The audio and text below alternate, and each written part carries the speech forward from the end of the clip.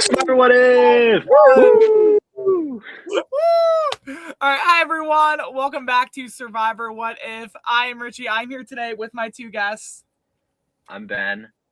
I'm Rebecca.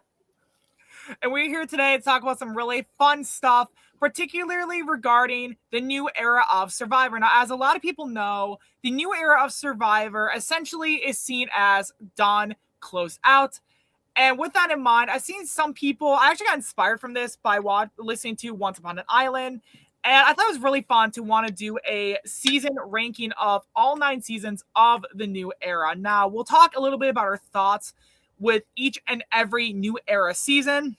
We'll give our personal rankings, and then at the end, we'll talk about just kind of some general averages and some other fun little announcements for the channel and updates, because let's be honest, I've completely forgot to make some posts the last couple weeks on the Instagram page, so that's fun for me to remember what I always forget. So I think I definitely want to say, I think if we could, because I forgot to mention this to you two before, about giving a little intro for what went into our rankings without spoiling what went where. For me, a lot of it definitely depended on the game. I'm someone who likes a really good balance of gameplay and characters. However, if the gameplay is very abysmal, no amount of characters can save it. That's just for me. But what about for you guys?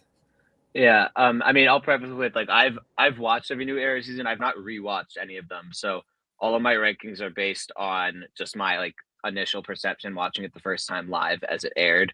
I think in terms of the gameplay versus characters debate, I would also say it's probably 50-50 for me. I'm equally entertained by a good game and by good characters. I think for me, a lot of obviously, the person who wins is the right winner, and we'll certainly get into that. But I think so. If I feel like it's just a good winner for me, I think probably has more weight than it should on a season, as well as production choices also really impacted my rankings. But Rebecca, you go ahead. I've talked enough. I think I was character based first and foremost. Then I think if there were good moments, also good gameplay. I think those don't necessarily go hand in hand, but do.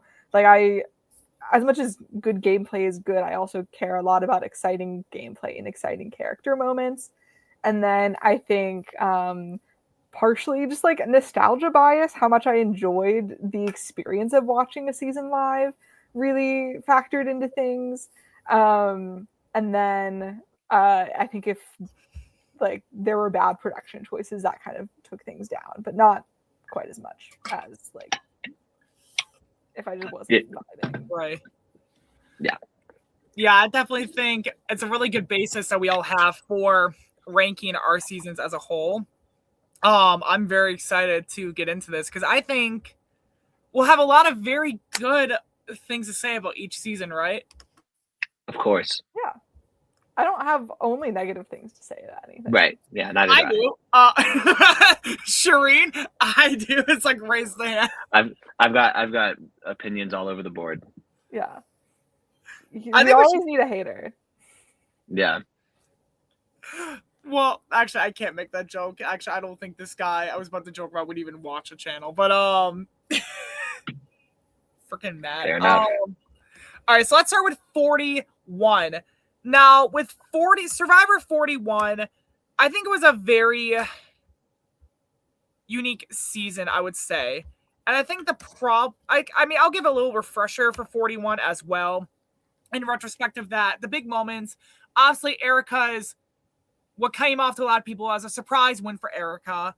A lot of people talking about how, Heather basically got purple the entire season, despite the fact that from a lot of stuff I read outside was actually a lot more important to the overall plot of the season.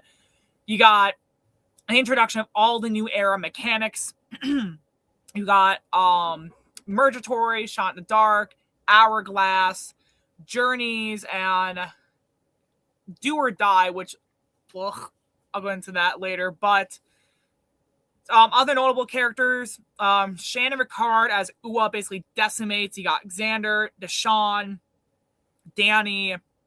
It's a decent cast, and I'm trying to think if there's any other big moments I forgot with this season. I'd say you hit most of the big Yeah. ones. Yeah, I think I Like- hit most of them. Like the knowledge is power, I think. Yeah, the knowledge is power. Yeah, oh thank you. Yeah, knowledge is power as well. Yeah, that's what I was thinking of.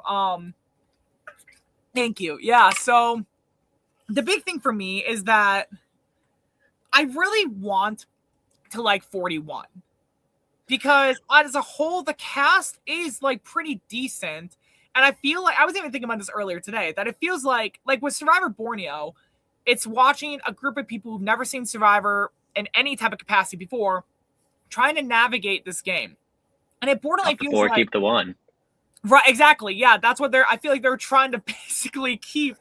They're trying to get that vibe on Survivor, trying to get a whole new age Borneo type of thing. But the thing is that they've seen Survivor, they know what Survivor is, and they're just fucking up what was already working fine at one point, even further than it had already before. And there were just so many advantages that would just they tried to. And again, this is back when Survivor had like 42, 45-minute episodes without commercials. There was all this side shit where they try to push everything to the forefront, being advantages and everything because they wanted people to play like aggressive. When in reality, it was someone who borderline didn't play as aggressively as they probably would have wanted to that kind of dominated the game, especially in the back half. And I don't know, because there were some things that I also didn't like. The editing was very poor, as I've said in multiple past videos before. I think we should have gotten more scenes with like Erica and Heather versus a lot of excess scenes with pre-merge boots who really did not matter in the grand scheme of things. I could go on and on and on and on about this, but it's again like the one episode where they spend like half of an episode about a freaking journey with Tiffany, Sydney, and Brad, where the only one who's really relevant by the end is Tiffany, and even barely because she only has a vote at the final tribal. So like, I don't think it's a worse season. No, I think there's some good things about it. Like, I definitely love Shannon Ricard. I definitely like Erica's game. There's a lot of good from this season. I think it's just there's so much shit that comes through with it. Like Jeff Probst tries to stand in a soapbox at the start, which I will actually briefly say this, and then I'll pass it on to you guys because I feel bad I'm taking this so long. Sorry. I knew I was gonna do this too. Last thing I'll say about 41 is that with the whole like social issue thing that they try to take a stand to morality issues in the game, where Jeff Probst stands on a soapbox and essentially starts saying we're gonna drop the word guys from coming in guys, and it's like I actually did hear this that Ricard didn't even want to be the one to say that. Production basically forced him to, and he tried to get out of it, but production told him like they wanted him to do it. And I mean, a lot of people apparently harass him outside the game about it, which I felt bad for him about because it's like, damn, like let him make the freaking choice if he wants to say it or not. But it felt like Jeff Probst more so doing it because he wanted to say he was doing the right thing rather than Jeff Probst doing it because he actually thinks it's the right thing to do. So 41, I don't think it's bad, but I think there's very glaring issues that they try to take stances on certain things, both game and morality wise, that just don't make it age the best, I guess, in certain ways. I'm probably not saying it the way I think I'm saying it, but I'm just going to pass it on. Where does it land on your list, or are we doing that at the end? We'll do that after we talk about our thoughts with 41, yeah. All right, Rebecca, you want to go first? Or do you want me to go first? Yeah, sure. I think if I can go. I also think the sequence in which these seasons happened really tilts my perception of them, because I think in retrospect, there are seasons that are spoilers. There are seasons that I think are better than 41, but I think, I don't know, coming like right off of COVID, I was just so happy to be watching Survivor, and it just felt fresh. So when I like think back on what 41 was like, there were a lot of things that I can complain about, but the cast was like new, and they were the first like post diversity pledge cast, and I think we got a lot of really interesting people coming off of that. And I thought like even if there were twists like the hourglass twitch that I think didn't land well at all, like do or die, I think that like those were bad twists, and I think they were poorly constructed, and I'm really glad that they're not happening anymore. But I think there was some novelty in we're seeing these things for the first time, and there was good drama. between Shannon Ricard, and then also I think like Liana and Xander were kind of fun too. So I am not like a hater of this season. I think I'm maybe nostalgia blinded a little bit, but I think there were certainly interesting things going on. Yeah, I like a lot of what you said. I do think spoiler, this is the bottom of my list, actually, is this season. However, I do think that on a rewatch it'll feel extremely nostalgic for those reasons. Like I have more vivid memories of sitting watching 41 than I do probably any other New Era season. Like, oh, I remember like I was visiting my brother on like the episode that like Shan got voted off. Like I remember watching that with my brother, and it was just because that was so new off of COVID. We were really excited to have Survivor on the TV. So I completely agree with that. And on a rewatch, I think it would actually go up my list a bit because I think the cast was actually is really strong. I think Tiffany's like fantastic casting. I thought the Liana Xander dynamic was super fun. Shannon Ricardo obviously great. Um, I think I think this season has the unfortunate fate of like I think this season is seen as worse than it probably is because of production choices in terms of the editing. Um, First and foremost, I think Erica's edit as a winner is criminal. She is, I mean, she's one of, I don't have her in, I think I have her as probably my number 4 winner of the new era, just in terms of, I think, played the best game. Um, I think she played a fantastic game. I think the editing was laughably bad. The only reason I even knew what was going on was because I was, spending a lot of time reading post-game press, reading, exit interviews, all that, which I'm doing because I'm a big Survivor fan, but that's not the lengths you should have to go to not be surprised that Xander didn't win the season. That's not fair to the general viewing base. The production choices in terms of the twist put in were really frustrating to me because I felt like I'm all for like a new twist if it creates interesting strategy. These felt like things that people couldn't strategize around. It felt like Mario Party. It was really frustrating because it was a super cool cast and I was so excited that Survivor was back. But like it felt like Mario Party. It felt like it was the start of Survivor becoming very self-referential in a way that rubs me the wrong way. And so unfortunately, all of that was everything that we dislike about the new era, I think was the worst during season 41. And so for that reason, it is at the bottom of my list. But I think I'd like it better on a rewatch. Yeah.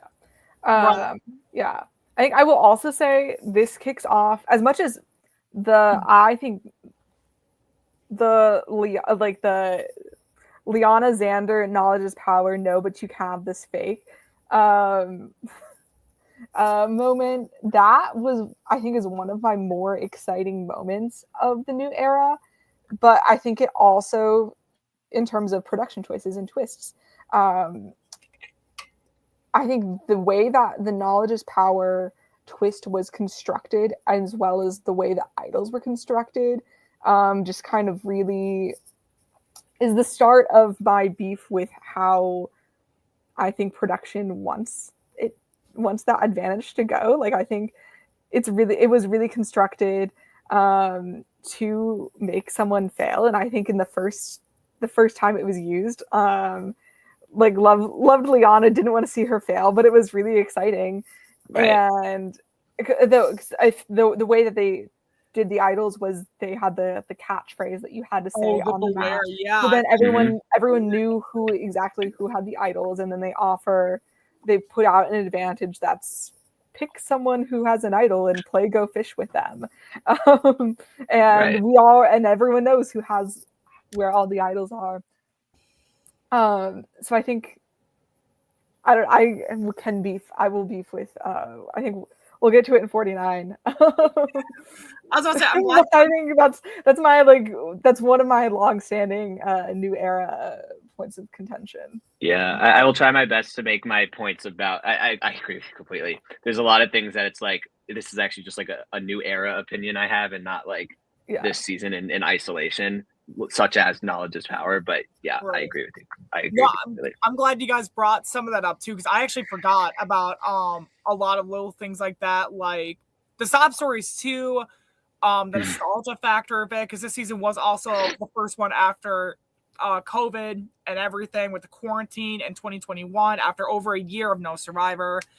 So I was the same way as you were, Rebecca. Like, I was definitely like very like in the moment. I was like, oh my gosh, with like rose colored glasses. And then like, but then it's also like, I think after a while, I was kind of like, yeah, there was too many sob stories with it. But like, I definitely agree. Like, there were so many advantages and stuff that borderline made the game, like, it made it somewhat entertaining. Like, Liana's thing was so entertaining because I also didn't want to see her fail, but it was like a fun moment. But then it's also like,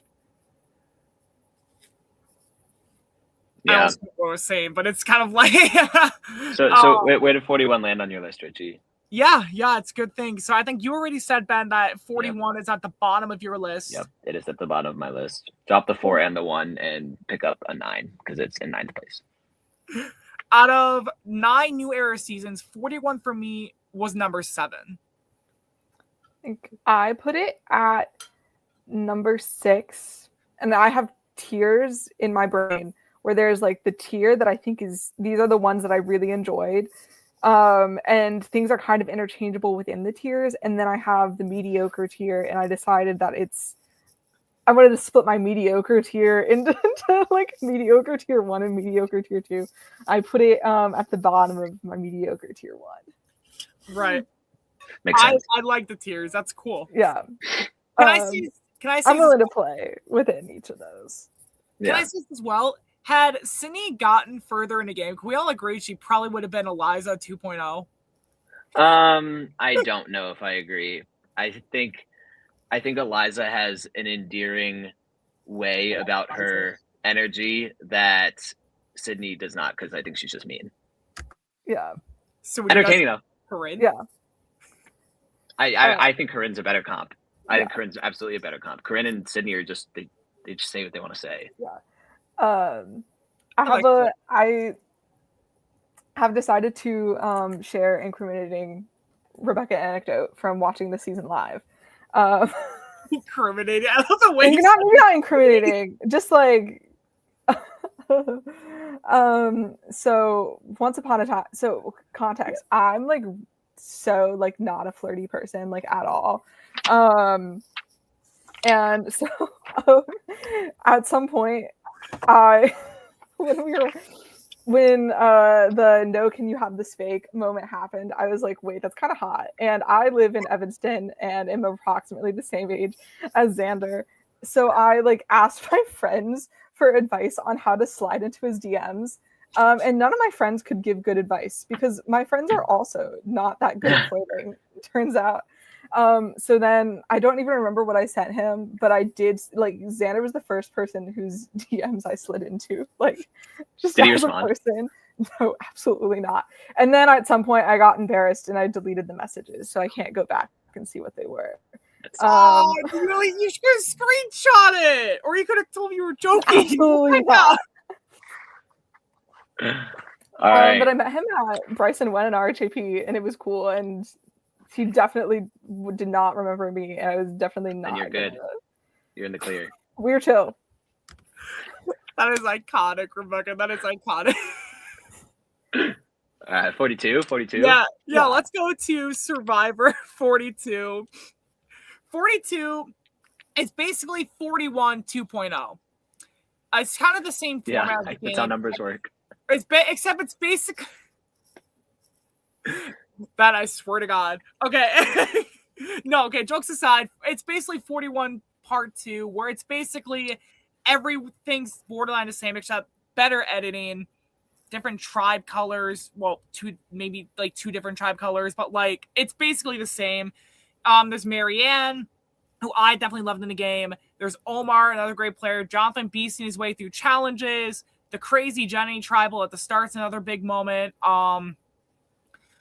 Drea's whole big moment of kind of having multiple advantages only to have a massive downfall in like I don't want to say a single episode, but like her rise and fall is just such a massive thing I like studying and looking into. But the big thing I will say, and I've said this before, and I like bringing this up again because CBS likes to hide this, that on Ponderosa, Drea was harassing Omar because she was pissed that he got her voted out. And then apparently CBS tried to cover it up in post-game interviews to try to have no talk about it because they liked Drea. And I don't know if they liked Omar or not, but they kept trying to hide it. So I listened to the deep dive pre-cut. Yeah. I heard the whole deep dive before it got I edited. did. Yeah. That was when they couldn't. After that, they had a limited. Now they're only dive medium for 1 dives. hour. Only medium Right. dives. Yep. Well, yeah, it's like it was kind of annoying because it's like, I mean, here's the thing. I can understand being pissed off about being voted off, and then to go off and make You would the know. lies that she did about it was just kind of like a different level that I don't even think Corinne would have gone to. Corinne keeps it in the game from what I've seen, but I love the look he gave Rebecca. It's like, I don't know. I think she's a hater just all the time. Yeah, she is Well, I lucky, mean, but I mean, I love it. right, I love it too. I don't care. Okay, but sorry, back to the main thing. Chanel, I think, was a fun early character who just everyone thought was gonna win, and then she just dives down. Even I don't know. I think there's a lot of fun characters, but there's also Tori. Oh, I love Tori. Tori's one of my favorites, and I actually read that. I actually thought that was Charlie until I saw the picture of It's NECA, bro. Yeah, I saw that. Okay, let me finish. So there's Tori too. I love Tori, one of my all-time favorites. If anyone goes and watches Survivor Wisconsin Cabin Fever, one of the breakdowns we did for that season, actually, I did feature a little happy birthday thing that Devin and Kyle got me from Tori from 46. Nice. Yeah, it was really cool. I loved it. So Tori's always on my, and I even like Tori even before that because I mean Tori's definitely a fun person. But then you also get some characters in 42 who just kind of are meh or drag down the season. Some characters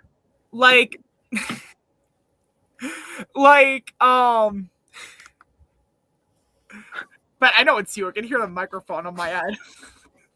Okay, let me finish. Okay, so like Roxroy kind of just, I don't want to say he drags down the season, but Roxroy is just kind of there. And there are some people who are kind of also just there. I love Roxroy. No, I thought he was great casting. Really? Have you seen that? Yeah, Roxroy, he was the Roxroy parody account on Twitter is like actually I think one of the funniest things I've ever seen. That I actually did not see. Like, here's the thing. Roxroy is a person where if I met him and was friends with him in real life, like if I was like friends with Roxroy in real life, I'd like him a lot. The thing is that on the show, at least the content we were shown, I feel like we just didn't get to see why. I don't know, because I don't want to say he was a bad player. I don't think he was a bad player, but it's just he came off as a very passive player.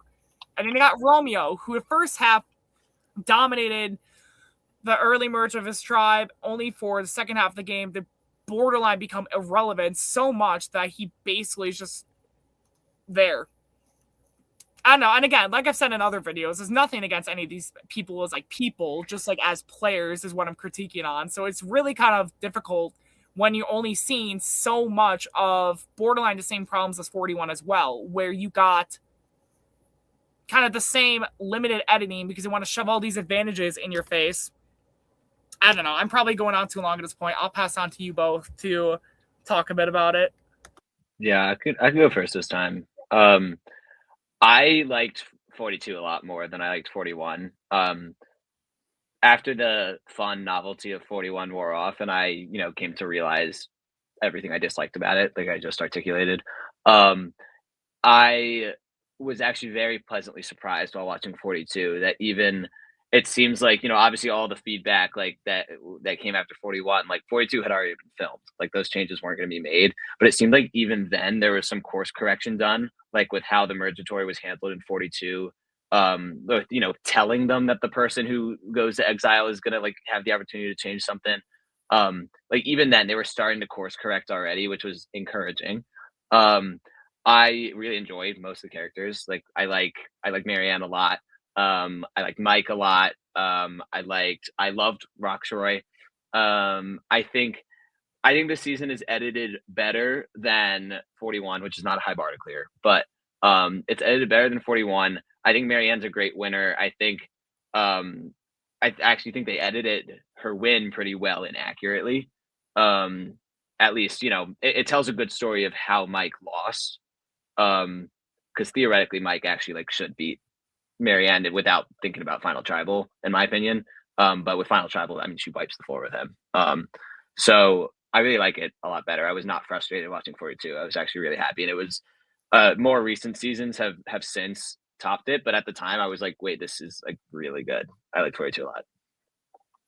Yeah. I like Swati also. Yeah, Swati's good. Maybe I do it to rewatch 42 for Roxford then, I guess. Maybe I just didn't remember him as much. Sorry, Beck, I didn't mean to interrupt you. I had 42 really high, actually. I loved a lot of the characters on 42. Marianne is one of my standout characters of the new era. Hot take, she's my favorite winner. I'm not saying she's the best necessarily, but she was my favorite winner to watch, and I was very invested in her. I think like mechanically it does suffer from some of the similar things as 41, but I think I was just like very endeared by a lot of the people, and I thought it was a very balanced cast in that like personality wise, I think. I think because like Roxborough, you have like this old school, like kind of grumpy man, and I think like I thought that was cool. And then you also had like Marianne being quirky, and Jonathan, I think, is like the strong guy of the strong guys, obviously. And like I think he's not as a person. I don't think he's very interesting, but like his challenge prowess is the most interesting to watch of the challenge beasts of the new era. Like it was cool when he carried everyone through the water. Jonathan, I know you have thoughts, and I'm not saying that. Like, no. I know that he has moments that are like not great. Just personal, but I mean, we can talk about the Drea and Marianne vote when they played their idols. I was actually about to talk like, about I think, that. Yeah. I think that was also interesting. Like, also, you like High was really interesting. I thought High got on my nerves, but he was interesting. He was emotionally engaging for me as a character. Yeah, I think he was. Oh my! Also, live experience bias. Lydia Chlamydia's Twitter updates were so fun. Yeah, she was funny. I think she was more interesting on Twitter than she was on the show, but that's I agree. Okay. I don't care. Yep.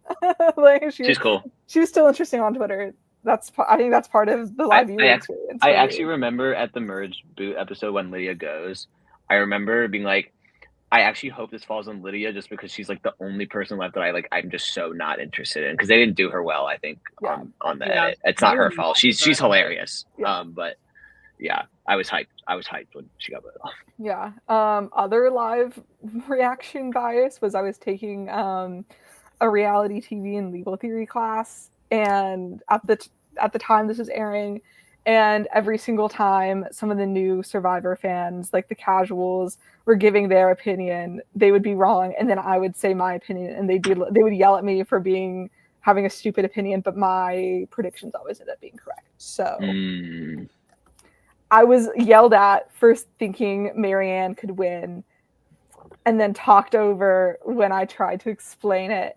And you know what? You were right. Were wrong. I was wrong. I was right. They were wrong. And I will carry that with me forever. Yeah, no, I don't know. I just want to say too that you guys, since you got into it before with that whole thing, with the Drea and Marianne thing, because it is another season where they do try to have some social standing stuff. Social standing stuff, that's not what I meant to say. You guys know what I'm saying. Like social issues kind of presented in the game regarding how Marianne and Drea, once a split tribal happens, which by the way, split tribe twist, I've never liked that to begin with. I've never liked the split tribal twist ever. I think that should never be brought back into the game. I don't think it should have been brought into the game to begin with. But the big thing that gets me is that I definitely get the meaning behind it and why they did it. Or at least like I understand why they were doing what they decided to do. And really, I think it was a smart move because at the end of the day, Drea and Marianne were both targets, if I recall that episode correctly. So like, I don't think it hurt at all to play their idols, and I definitely understand why, both like socially and game wise. What annoyed me about that tribal was more so how Jonathan had immunity. They both play idols. It's basically they all say they're voting off Tori then, and then Tori just goes up, play her shot in the dark, and if it's correct, but if it's safe and she gets it, then Lindsay's out by default. If not, they basically all just flat out say like, hey, Tori, you're going out, because they played their idols before Tori went up to do this. And it felt like almost like a breaking of the game in a sense that kind of felt a little weird. I do remember a lot of people were not happy about this specific Tori vote off because they played their idols before the votes were cast, or even before votes could be cast, which I remember he did also allow us for Ben in Heroes, Healers, and Hustlers, but that's fucking Ben for you. Okay, not this Ben, different Ben. Wouldn't be surprised given you speak so negatively about how I play Survivor as well. Ben, I swear to God. And was a single lie told.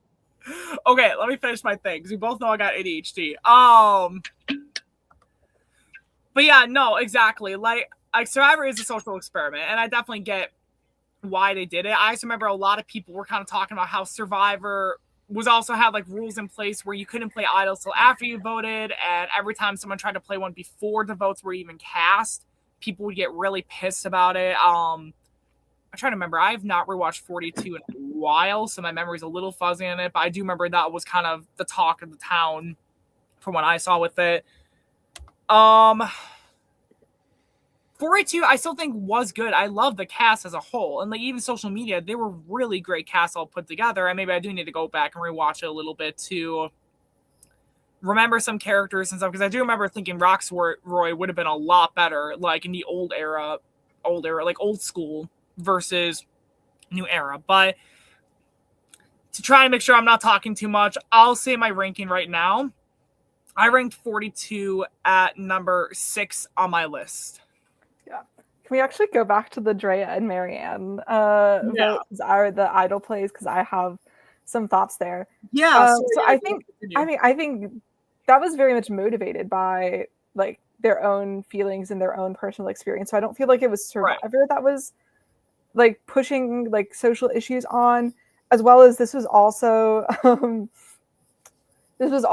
like coming off the heels of the diversity initiative.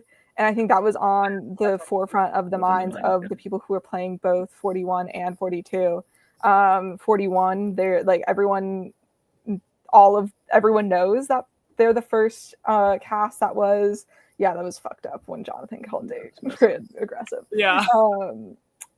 But that was on the forefront of all of their minds. We saw like Liana talking about that, the vote that when she was eliminated, and it's obviously very meaningful to all of the people of color and all of the Black people who were playing, I think, those seasons and also the others. And so I think it was like very self-motivated as opposed to Survivor. And I think also in the moment that it was happening, like I actually like really distinctively remember watching this. But I think after like a really heavy moment, I get that mechanically, but it felt like the moment was more important than the mechanics of the game.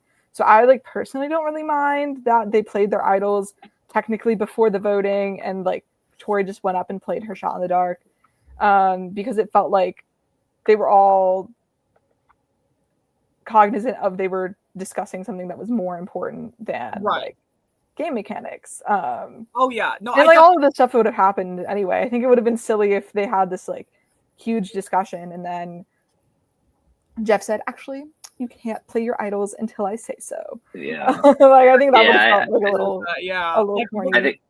I think it was, I mean, I agree with a lot of what you said, pretty much everything you said, Rebecca. I think I also was not like frustrated at all by mechanically or moment wise. I think it just like, I think an issue where people who did have a problem with it might have is just that so much other stuff, like both mechanics, Survivor, and world wise, was just like there was just so much happening that I think people might be like, this was like another thing happening, but like the moment itself in isolation, absolutely zero problems.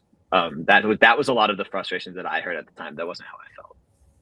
With how what you cut off on my end first. I said that wasn't how I felt about it at all. Oh yeah, I liked it. Well, yeah, no, like, and here's the thing, like, looking back in the moment, as like people know, I do have autism, so like in the moment, I was very much like, the rules are you don't play till after the vote, but then I think after like a day or two had passed, I'm like, okay, I don't think it really matters because it was probably going to end up landing on Tory somehow anyways if it did end up happening like that, A. And then B, I also do get, actually, a B should have been A, so imagine it was A, but I also do get why they did it as well. Okay, sorry, I almost burped really hard. I just drink a bunch of water. Anyways, Oh, it's number 5 for me, by the way. 42 is number 5. Yeah, but no, I get why Rebecca, I cannot speak today. I get why Marianne and Drea did it, though. And, like, I do definitely understand, like, it was definitely a moment that definitely was more important than the game itself, though, especially seeing how some people in the jury were obviously, at least from what we were shown, it wasn't, like, appearing that they were going with that, like, mantra of, like, voting off all the black players back to back to back to back. But obviously, it was a moment that was definitely more important than the game itself. And I was very glad to at least see, like, Drea and Marianne, like, speak out for it, talk about the social issues in a way that felt more natural than, actually, I wouldn't even say than 41, because even 41, when they kind of talked about it, it didn't feel like there being, like how Probst was at the start of 41 on the soapbox about using the word guys. That versus the players naturally talking about it. Like, that's what I guess felt, I don't know if I'm explaining or making it worse, but like, I'm not going to talk. I got you. I got you. Yeah. Should we Rebecca, where was 42 on your list? Yeah. Crazy. I put it 2. Second. I love the cast so much, and if I like 42 a lot. It definitely could have been higher for me. I mean, at 42 and up, I enjoy. Yeah. Before we go to 43, I have to say one thing. Jonathan on fucking 50 over Marianne. Oh boy. Are you fucking kidding me? No shade to Jonathan. He carried his whole tribe on his back. Yeah. We don't need 3 of the same people back.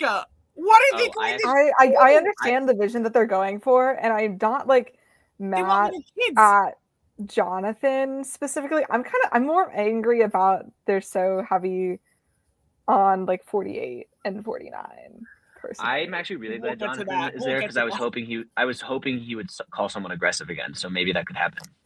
I was actually really excited for that. It might have been my favorite moment ever. Just kidding. Right, let's move on. 43.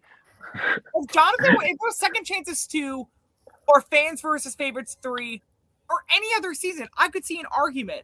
But why 50? Like, it drives me up the fucking wall, and I had to say that because it's a running gag on this channel at this point that I do have to say it. Dan, I swear to God. I think we should move on to 43. I'm gonna go last for 43 because I have intense things to say about it. But Richie, you start. Anything you guys want to say at 42 before we move on?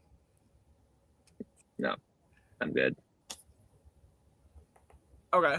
Rebecca, I assume you're shaking your head. Nah, I'm good. Okay. 43. 43 was a very fun season. It got rid of a lot of the sob stories that had happened. Trying to think. Do or Die was gone, which thank God, because that's one of my, I think, least favorite twists they ever had in the game. Worst twist of all time, not even close. Oh, exactly. Agreed. They had a lot of fun characters in the show of this season of 43. However, I feel like a lot of them do go out way too early. A lot of people with potential go out very early on. And there are some players who, as a person, I very much like, but it's just they don't bring a lot to the game in the second half. And it's kind of ended up being a surprise win for Gabler. The Allie Gabler. You get Gabler versus Ellie, Jesse, Carla, and Cody all rising as big power players, only to be basically knocked out back to back to back in the end game. As Cassie gets to the end, doesn't listen to the jury, only for her to lose because of that, which I will say, I knew Cassidy was never winning the game because she just never felt like she was getting the winner story that we wanted her. But we do get Owen, who I love Owen. And Sammy's only 19. Did you guys know that? He was only 19. Oh my gosh, that joke. I love Sammy. Sammy was so fun. No, he was. I definitely loved Noel. James with his fan voice. I'm still pissed we haven't seen Ellie back yet. Ellie was one of my personal favorites. Janine's idol thing, which was so fun to watch. Lindsay's paranoia that led to her getting voted off. Like, there is some, like, big moments. And then Idols, Beware Advantages, which did start in 41. I forgot to mention this before. That's starting with 41 in the new era. They had Beware Advantages, which means you had to do A, B, and C to get a fucking idol. And now starting with 40, this time around in 43, instead of saying a phrase that would out you, saying like, oh, you have the idol, they would basically say you had to get a bead from everyone's bags, and then after you get this bead, you assemble a little necklace of sorts, and that was the idol, which I loved that mechanic. But that was awesome. I love the beads. I love the beads, but it just also is kind of the same thing. Like, once people start putting two and two together, they're gonna quickly realize who has all of the idols. Like, it just, I don't know. But 43, I definitely think it was a massive improvement to 41 and 42 in a ways of like editing stuff, and the fact that like I feel like a lot of people were very much like, I don't want to say focus on the game, but it felt like they were like the game players of 43 would, if they had to do a season like 43 versus 42 versus 41, I would low-key almost put 43 a little higher, more likely to win, at least on my personal list right now. But I can get into this more later on because I don't want to talk too long again. Ben, Rebecca, what do you two think about 43? Rebecca, you go first. I'm gonna go last. Okay. I think 43 was so whatever. I think it might have been, I think it might be the one that I least oh yeah. It might be the one that I liked the least watching it. I think it was the first one I watched live where I went, oh, I'm not really enjoying this. I was the least interested in the characters. There's only a few that are particularly memorable. Like, I think I liked Owen a lot. Like, Jesse was cool. I did like Cody. Another fun fact about me is that I am a man hater. So if I'm like the most interested in the men, like there's a problem. Like if I'm like really, if I'm more invested in what, like I would like Carla, and like Noelle seemed cool. Love Carla. Carla was my favorite one, but then there came a point where she wasn't gonna win. That was pretty obvious. The Jesse and Cody blindside, that was fun to watch. But there were just so many people who I felt whatever about, and I wasn't super excited about anyone in particular, and I like kind of don't even really remember what happened. I went into the final three rooting for Owen. I was never hated Gabler, actually. Like, I was really rooting for him to like be on my screen for as long as possible. I just thought it was going to be as a zero vote finalist. And so it was still really shocking when he won. Yeah, I don't really have that much to say about 43. That is things that other people have said. Can I say one thing before Ben starts talking? Because I know you got a lot to say, Ben. Not a lot, just it's a quality over quantity. NECA, I personally have a hot take in Survivor. I think I've said this to a couple people. My hot take with 43 is that if NECA survives her vote off, she more likely than not becomes the new era Suri. And how she was a very great social player who was not the best in challenges, but everyone loved her. They did not want to get rid of NECA. Like, I personally saw a lot of similarities with like both of their social games between NECA and Suri. So, and that's been my hot take. I don't remember anything about her or anything about how her vote went, so I will take your word for it. I will say, did too well. I rewatched 43, I think, last summer or sometime last year, I think. So, like, my memory's a little bit fresher than some other seasons, but sorry, I'll pass it to you, Ben. Yeah, so again, have not rewatched yet. I would agree. Heather Aldrett also. But I think 43 would actually probably benefit the most from a rewatch. I have never been so convinced. I've never been so convinced that Survivor Edgic was spoiled as I was during Survivor 43 because every single person and their mother said that Cassidy was the top winner contender, and I was so grossly uninspired watching her game. She said, I want to play like a fox in episode 1, and everyone used that to justify the fact that she had an invisible edit because she was not doing anything. I was elated when she lost at the end. I was so excited. That being said, I don't love this season that much. I think Gabler got a really bad edit. I think Gabler plays significantly better than he's given credit for. I think he's the deserving winner out of those three. I was also rooting for Owen. I actually have a personal connection. When I applied to Tulane, he's like the DC area Tulane admissions counselor, so I got to know him. And then my older brother went to Tulane, so actually really does know Owen. So my whole family was kind of the fact that Owen was in the whole season actually kept me really engaged just because he was there the whole time. And he was really fun to watch too. Like even had I not had that connection. That being said, the experience of dealing with the Cassidy truthers online, just again, a watching live bias. I was so frustrated. I was like, there's no way. Like, there's actually no way this is the person that we're like going to war for right now. And I mean, it's also unfortunate that, you start like at final 8, there's like 5 people left who I think would have been really fun winners, and they go out 8, 7, 6, 5, 4, being Noelle, Sammy, Carla, Cody, Jesse. Any one of those 5, I'm definitely happier with as a winner than Gabler, and certainly than Cassidy. I mean, Owen winning would have objectively been my favorite outcome, but I just knew it wasn't going to happen. So that's why 43 is pretty low for me. I have it at number I have it at number 8, with only 41 being lower, just because I like the beads. I like a lot. The production choices I actually think were significantly stronger in 43. They did a really good course correction, but that is crazy. But yeah, it was that's all I gotta say. Shout out Cassidy, by the way. Not beef with Cassidy herself, just the movement around her. She seems lovely. Well, yeah, like I was about to say, I'd like to see Cassidy come back on a second chance. I would. Oh no, I would not. I would not. Or Noelle. I also didn't watch a Challenge USA. Sorry, Rebecca, I'll let you speak first. I didn't mean to interrupt you. I didn't watch Challenge USA either. I also totally talked over you. Oh yeah, I was gonna say I liked the concept of the beads a lot.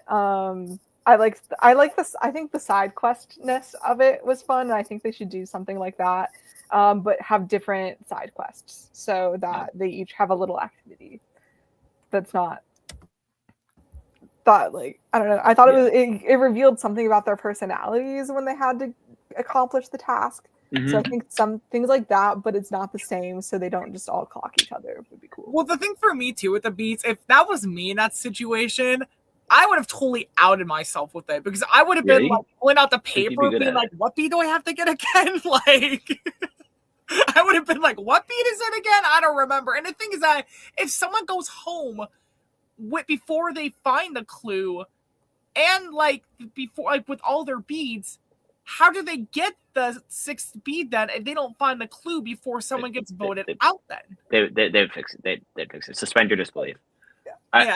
I like, Rebecca, I like what you said about how the mechanic revealed something about the characters. Like, any of these new twists that they're trying, like, the reason I hated the 41 twist is because I didn't feel like they revealed anything. They were just Mario Party gimmicks. This, like, you had to see how a person was going to navigate it. And so was it still like a little gimmicky? Yes. But it gave me a character moment that was really interesting. And I like those twists. Like we'll get to it in 44, but like the bird cage also I thought was interesting because there's different ways you can approach it.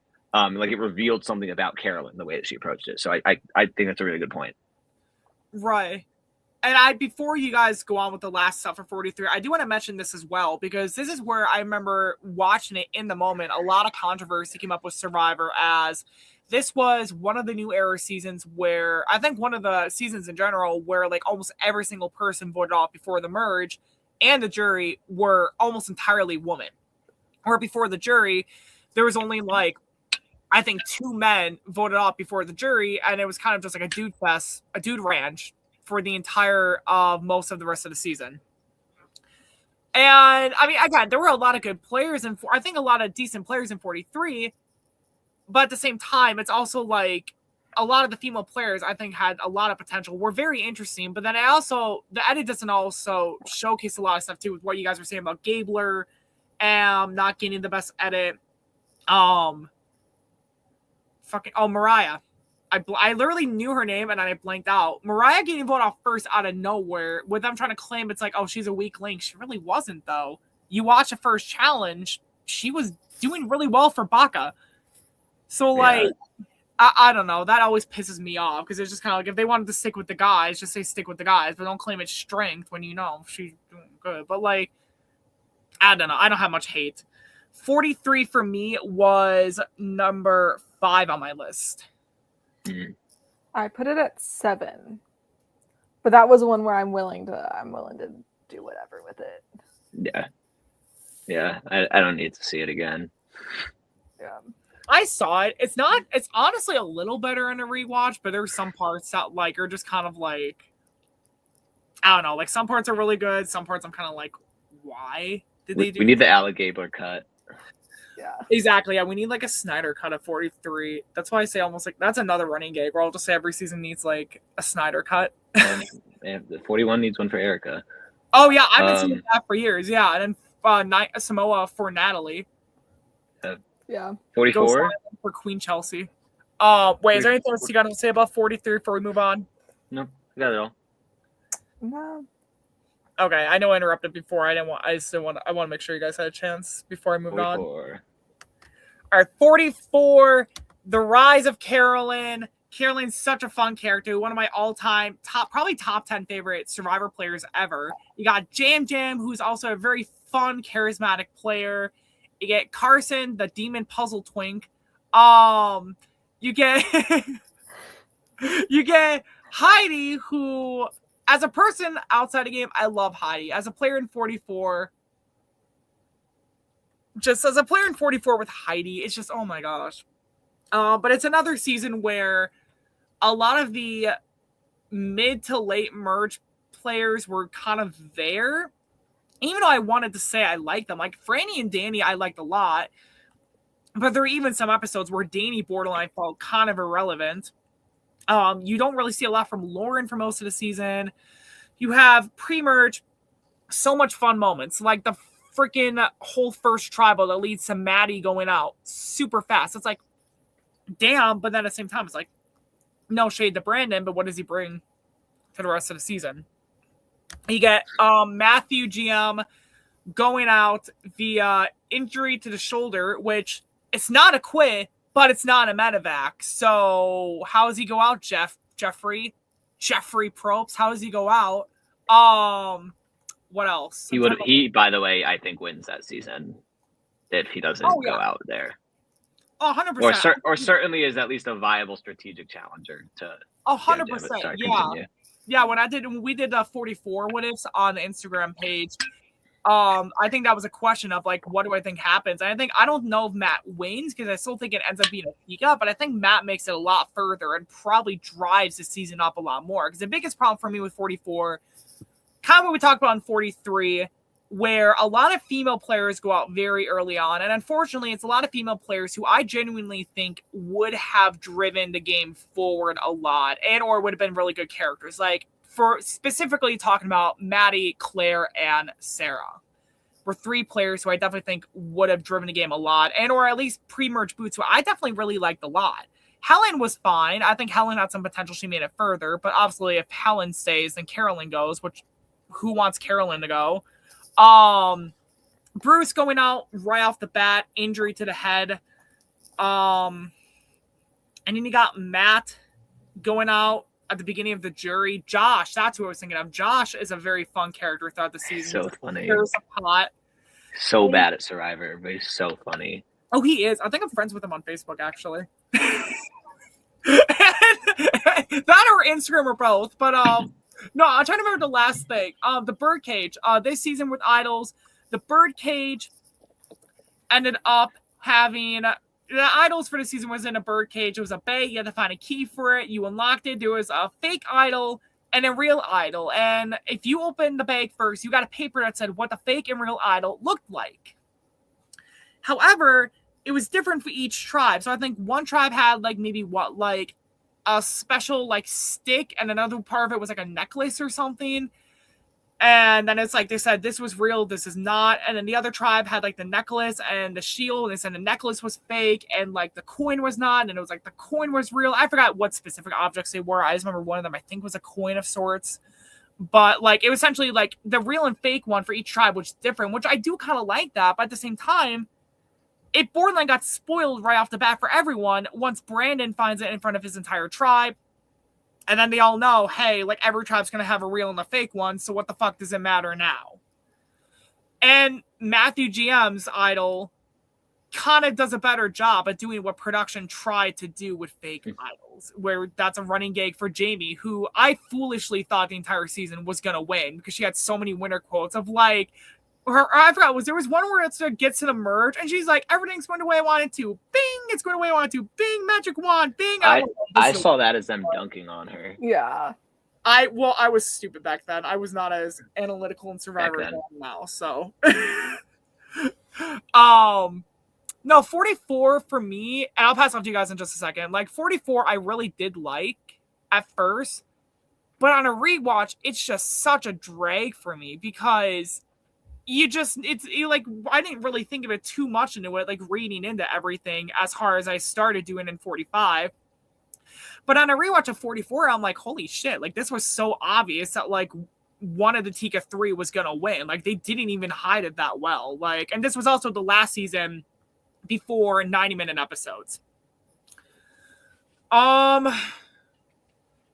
I think of anything else, I'll mention it later on, but I'm gonna pass off to you both before I talk for another half hour. Yeah, I think for 44, I think for me is the one that ages the worst with more time. Like in the moment, I actually really didn't mind it at all. I was like, oh, this is like pretty good. And even though I kind of could tell that one of the Tika 3 was definitely going to win, I was interested in that. I thought it was compelling.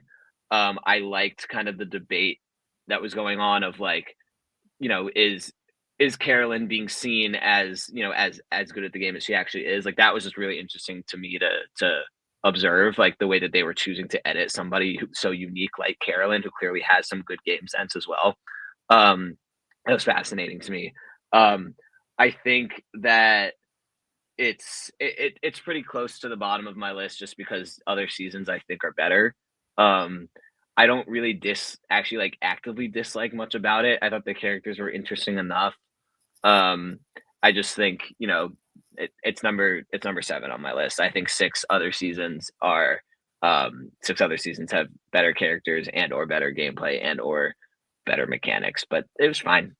I don't have very strong opinions about it, and I don't hate it the way that like it kind of seems trendy too these days. Yeah, because we hate Carson. Carson, the demon puzzle twink. Actually, I'll get to that. Actually, remind me after you speak, Rebecca. I want you to speak first. Okay. Sounds good. I think it took me 2 episodes into Survivor 44 to have Carolyn as my one of my favorite Survivor players of all time. I was like so high on her. She's my favorite New Era player. I don't care if it's a basic opinion. Like she's like incredible casting. I think at the time I would have told you 44 was easily my favorite New Era season. I think like there were interesting things happening, and I think like from the first episode with the Maddie boot, and I think there were a lot of characters who were very interesting at the time, like the Tika 3, and I think also Matt and Franny. But if I think about it in retrospect, I think you have 5 people who go into the merge with some sort of story arc that is of being worth being invested in, and I think no one else really is. And so I think that drags it down. I also thought the birdcage was interesting to see how they handled it, but I think it's probably my least favorite of the idol mechanics they've had because of the production planted fakes and I think it really ruined the luster of what an idol is. It made me go, "Oh, this is a prop on a TV show." Like the fakes are the I think didn't they did it such that like the real and the fakes were all the same, just rotated between each tribe. So they didn't even look like the fake ones looked real. There was no reason for someone who was to find a fake in the bird cage with the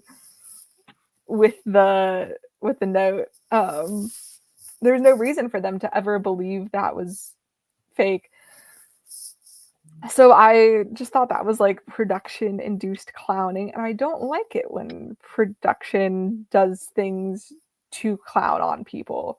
Yeah, So I don't that's a know. good I point. think I still like it's still in my good tier, but it is number 4 at the bottom of my good tier. That makes sense. I have to look at my rankings because Ben, where did he say 44 was for you again? Number 7. Rebecca, where did you say it was on yours again? 4. Mine for me, 44. Because initially I really did like it on a first watch, but on a rewatch, I'm like, yeah, this doesn't hold up. 44 is number 8 on my list. Which, again, it's the editing. Like, if they would have just. I don't want to say, like, it was just so obvious that, like, Jam Jam was going to win. And I like Jam Jam, but at the same time, it's just Jam Jam's very entertaining, very good player, but they did not do a good job of like making it look like, as you were saying, Rebecca, I agree with that 100%. They did not really make it look like anyone else had a decent chance of winning outside of Carolyn and maybe Carson. But again, like they only showcase like 5 people who they really want you to get invested in, and then everyone else are like, who gives a shit? And by the way, I've said this a couple times before, Heidi's winning game plan would have started all the way back at her first tribal. Here's what she would have had to do, right? Not vote off Claire. Get them to vote off Josh. Then she has a power between Danny, who's on the outside that Josh is gone, and Claire, who wanted to target Matt and Franny because they're a couple. Heidi's in the middle. At that fuck-ass swap they had that season, which, by the way, I also did not like that they only swapped one person and gave them an idol. Because, like, yeah, you prevent them from being swap screwed, but even then, Josh almost gets swap screwed 2 rounds later, but that's besides the point. Doesn't matter, as long even if Heidi swaps, she gets an idol, she guarantees merge. If she's not on the bottom, either one of the couple goes and they get an extra number to get rid of the other couple that's there, or B, that couple, it's like 2 versus a single, and Danny or Claire with Heidi, and they still get rid of one of the couple. Merge, she takes power. It's just, I could go on and on and on with this. But like, there's a whole game plan I thought of like how Heidi could have won had she just changed that move at the start and took control for herself. Also, the De Niro thing is like maybe like a bottom 5 Survivor moment of all time. Oh yeah, when Danny gets voted off, I actually could not watch. I was like, this is actually so like painfully cringe. Yeah. It's just like, this is the worst thing I've ever seen. It was like, I agree with that too. Like in the moment when it first happened, I kind of laughed. I'm like, okay, this is kind of like a funny, unique thing. But then like once I rewatched it like 5 different times, I kind of like them. Every time I watch it, it got worse and worse. And I'm like, yeah, like, I mean, like props for him for like wanting to at least give a memorable vote off. But at the same time, it's like, it was so bad. Yeah. I hated it in the moment, and I hated it on actually, I've never rewatched it because it's going to be too painful. I will also say that live, I didn't watch the 44 finale. I stayed very up to date on Twitter, but I was like, I can see the storyline here is going. That Carolyn's, a lot of her story is that she's quirky and people don't respect her. And I was like, she's going to play a good game and the jury is not going to respect her. And I just know that that's where this is going. So I like simply did not watch it. I just stayed up to date. Well, you eventually watched it. I was just like, I don't want to watch. Like, I mean, and Jam plays well. Like I think he's a deserving winner. But yeah, that was frustrating. I agree. I was just like, I would have been fine. I was fine with a Jam win, but I was like, Carolyn deserved better. Yeah, most definitely deserve more votes than Heidi. But yeah, also for the second placer, Heidi like was such a non-factor. I felt like. Okay. Yeah. That is a funny comment for many reasons. I don't think Alright, Charlie is that quirky, to be honest. I think that's So all I've got on try 44. harder. Try harder, Charlie. That's all I've got on 44. That's number 7. 44 is number 8 on my list. Rebecca, you said it was 4. I put it 4. Ha, 444. Make a wish to someone. All right, let's go to 45. 45, I feel like, is really where the new era starts to actually pick up and get good. They start to really ditch some stuff. They start to have actual tribe swaps again. And 45 is a decent season all around with a really good cast. I think like the first couple episodes are a little rocky because you basically the first the first 4 episodes, you basically have 2 quits and Hannah and Sean. Sean with the fuck ass Bob. As a person, I want to like him, but even after a season, he's all like, I regret quitting. He hasn't owned the fact that he fucked up and quit. Whereas at least Queen Hannah Rose, at least she owns the fact that she quit. Like, she didn't try to, like, I don't know. I just remember news statements about that from Sean, and I'm like, Sean, are you kidding me? Sorry. Anyways, you get Brandon's funny thing, the Lulu tribe just being so bad early on. It's just so funny. You get Caleb's underdog arc. The first half of the game, it borderline almost feels like the first half of the game somewhat revolves around Caleb and Emily, and then the second half of the game, even though like Dee is very present in the first half of the game, it doesn't feel like she and Austin are front and forth in her mind until after Caleb goes. That's when Dee's really high up there. Where you guys, she was also like probably like 3 or 4 in the list of like most relevant people early on. But at least when I was watching it, it felt like the first half was Caleb and Emily. The second half is after Caleb goes is Dee and Austin. We also get some fun characters, other characters too, like Bruce coming back, Bruce versus Katura, Emily.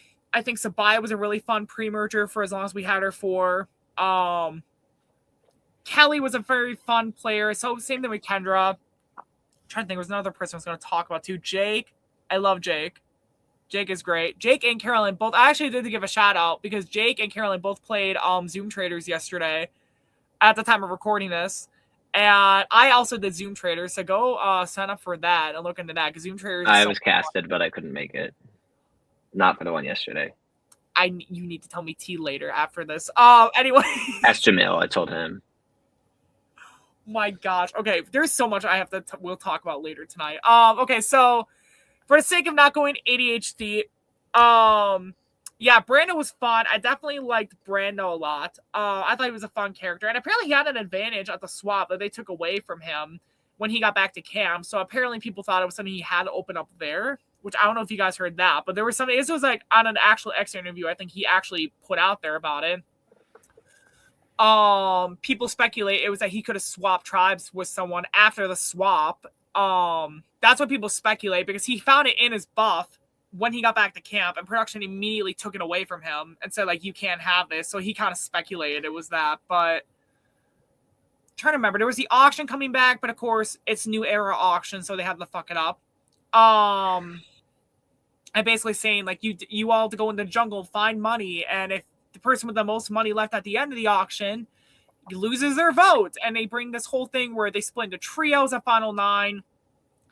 And up to 3 of them could lose their vote. Idols this season had to do like A, B, and C. This is where it really comes into the whole thing where like you have to do A, B, and C to get an idol. Just let them have the fucking idol. And then at first too, they say like if you want to expand this idol, you have to lose your vote. Why? Like I didn't like that part of it. I get they want people to play their idols earlier, make bigger moves, and not just hold on to them until the last second. But it's for me, it's like let the player decide if they want to do that. Don't like decide it for them. And don't take away their vote in the process. But this was a season, I feel like this was the era of Survivor within the new era where losing your vote was really getting old. Sorry, I'll stop talking for a minute. I'll let you guys talk. But yeah, J Maya was good. I'll let you guys talk for a minute while I'll stop talking. I'll pass off to you two to talk about 45. 45 was great. I like 45. Great characters. Frustrating gameplay from Austin. Always, I was pulling my hair out because of Austin's decision making. Um, he got so bamboozled by D, which is also a credit to her. I mean, she's like fantastic. But I think Emily's storyline also is like one of my favorites of the entire. Like Emily might be one of my favorite characters of the new era. I was on the Emily train during episode 1, even when everyone was hating and everyone called me stupid. Yes, I love And Emily. look where it got her. Pretty far. He's in 50. She is amazing. I think Dee's a fantastic winner. I think a good winner really helps bring the season up in my eyes. I loved it this season in the moment. The Kelly blindside was awesome. That's I think one of the best. I think it's one of the best blindsides like ever. I remember just being like in shock. And it was great. Rebecca, what about you? I also really liked 45. I thought First of all, I think Survivor does need quitters. Survivor needs quitters to prove that Survivor is hard. And I thought Hannah Rose quitting first vote great because it proves that, first of all, quitters are hard. I also think it's funny that she quit so she could bathe. I mean, she quit for other reasons, but I mean that was canonically one of the other reasons, one of the ones referenced. Emily, amazing. We need haters. I love haters. And her arc was so good. I guess now that we've said it, I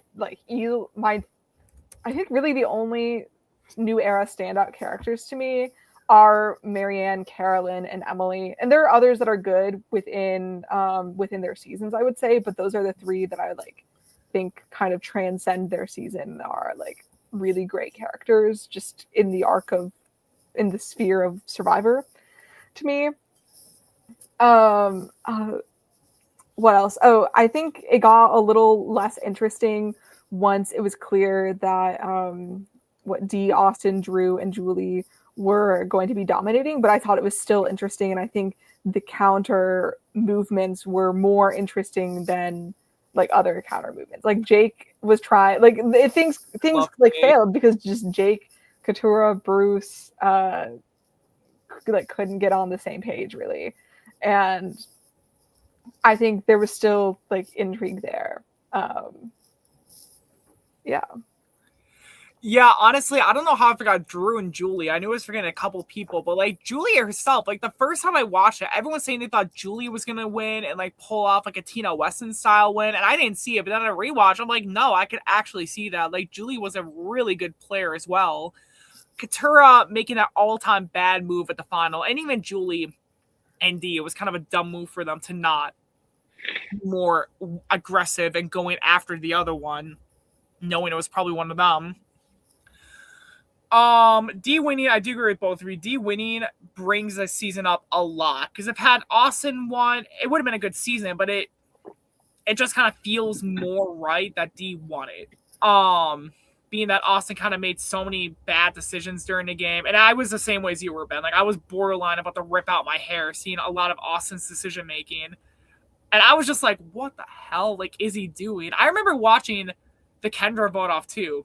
Like I think he says, in 42 that you remember watching certain episodes on certain days. That was kind of me with 45. I started remembering more of like certain nights and how fun it was to watch certain episodes. Like I remember watching 45 right before Kendra's vote off, right before the Wednesday before Thanksgiving, because that was an event, a special Thanksgiving event, Blackout Wednesday, before I went out to bars, which I didn't black out, but like that's what people call it for those of you who don't know what it is. Makes one of us.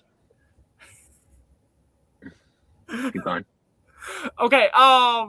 There was a lot of fun moments. You know, Katurah versus Bruce, where people think Katurah was just making moves, and that's to go against Bruce. It's so much so that the edit pushed this whole thing with Katurah versus Bruce, where Katurah borderline speaks out about it while the season's airing. which I don't know if you guys remember this when it came out, because I just remember it was big, and it was so much that like production told her like you have to delete that Katura, like you cannot put that on there. And then Probst postseason was going gaga for Katura, so much so that everyone was convinced, everyone and their mothers were convinced that she was going to be on 50. I was surprised when Katura wasn't on 50. But Bruce this season as well. Bruce was fine. Like, I liked having Bruce on there, but I didn't feel like he really... Like, in 44, people hyped up that, like, Bruce was going to be this, like, massive, like, big threat when he was just kind of, like... He was a good physical player, but, like... I think he was hilarious. He was funny. I will give him... I thought he was so funny. I was so glad that he made it as far as he did.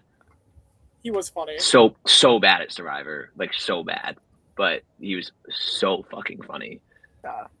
He was. Like, when he did go out in his episode, I was actually hoping he'd find a way to survive, just because I did think it was funny that he was just pissing off so many people that no one wanted to keep him around. I don't know, I just thought it was very funny. But, like, the way he goes out, too, is so good for Emily's game, only for Emily to kind of sink her game to the next episode and be all like, this was my move, when it's like, Emily, no, like, you should have waited a couple rounds before saying it. But it's also one, could she have said it? But then Emily with her whine to that same episode. Like, Emily's great. Yeah. 45 is number 3 for me. I also put it at number 3. I also want to say, just in response to the Katura family letter, I think she had a good story. I think it was like fucked up that they gave her letter from her mom, because I think if that's something that they would know in casting, and that's something that they did to get an emotional moment, and I think that's like exploitative, personally. I don't disagree. So that was definitely right, and that's something that, like, I remember the first time I watched it, I think it kind of went, I wouldn't say it went over my head, but it kind of was just something that, like, I remember looking into, and I was kind of like, okay, like, she got a letter from her mom, but they're trying to repair the relationship type of situation, and it just didn't talk about it. But then, like, now when I rewatched it last year, it's kind of like, no, like, this did not feel like it was that. Because once I was, like, rewatching it, I was analyzing more of it, and I was kind of like, yeah, no, like, this definitely felt exploitative. It definitely felt like something was, like, up with her getting the letter from her mom and not, like, one of her siblings and all that. Like, it was just... I just remember watching it when I was at the gym, and I just remember being really uncomfortable. Not uncomfortable, but, like, the story, hearing it, it was like... I don't know how to explain it. I'm probably just making it sound worse, but, like... Am I making sense, or am I just making myself sound... Yeah, where did you have 45, Richie? 45 was number 3 for me. Number 3. Okay, let's go. Yeah, all of us, yeah. Yeah, it's a great season. I like 45. 45 was a great season as well. Like, honestly, they should have started giving New Era seasons titles at this point, because it's like, why couldn't they? They did for 50 with their fuck-ass logo. That was a copyright strike of the original logo, but... Is there anything else you guys want to say? I think they can't really copyright strike their own shit. Yeah, that's their IP. I'm good. I'm good on 45. Yeah, I'm good. Okay, I just want to make sure, because I know I talked for quite a while. 46. 46. I love 46. I'm going to try to limit how much I talk about it, because I know that I've been getting with talking too much. But 46 was such a fun season. You get Kenzie versus Charlie versus Maria. You get Q stirring the pot the entire fucking time. Liz freaking out over Applebee's, being like, I'm pissed. And Venus stirring the pot for like most of the season. Borderline almost like the opposite of Emily. We're like her person who would have helped her, or at least that's that person who some people could have seen as like her duo who could have helped her get in with everyone, goes out super early and random, and then Venus kind of just becomes borderline villain of the season, which I love for her, because Venus is such a fun character, and I love her for that. I wouldn't say, the only thing I would really say that I hated about 46, I could go on and on, but there's so many good moments from everyone, like everyone trying to blindside their number one, and like Tevin and Soda, and Liz. And then you get Hunter's massive blindside, Tiffany's blindside. 4 people go out in a row with idols. Jem goes out with an idol right before the merge. You get... What was her name? Mariah. I literally remembered her name like 2 seconds ago. Mariah And how she goes out was just very like wow, because I didn't think Mariah was gonna go out in the way she did. But if it was gonna be anyone, I guess it would have made sense for it to be her. But the only thing I really did not like, and I've said this before about 46, and it's a reason why this season is definitely never going to be a top tier season. Fucking Banu he's literally my least favorite player that has ever played the game. Banu grated on my nerves for like majority of the pre-merge. And here's the thing. If they knew Banu was gonna somehow survive episode 3 because of Randy Medevac, why do you like Banu got more confessionals in 4 episodes than some winners did in an entire season? The fuck is with that? And then you also get to the point where it's just 2 episodes of Banu whining and crying about how he's going out. No one wants to get voted off in Survivor, but we don't need 2 episodes of it.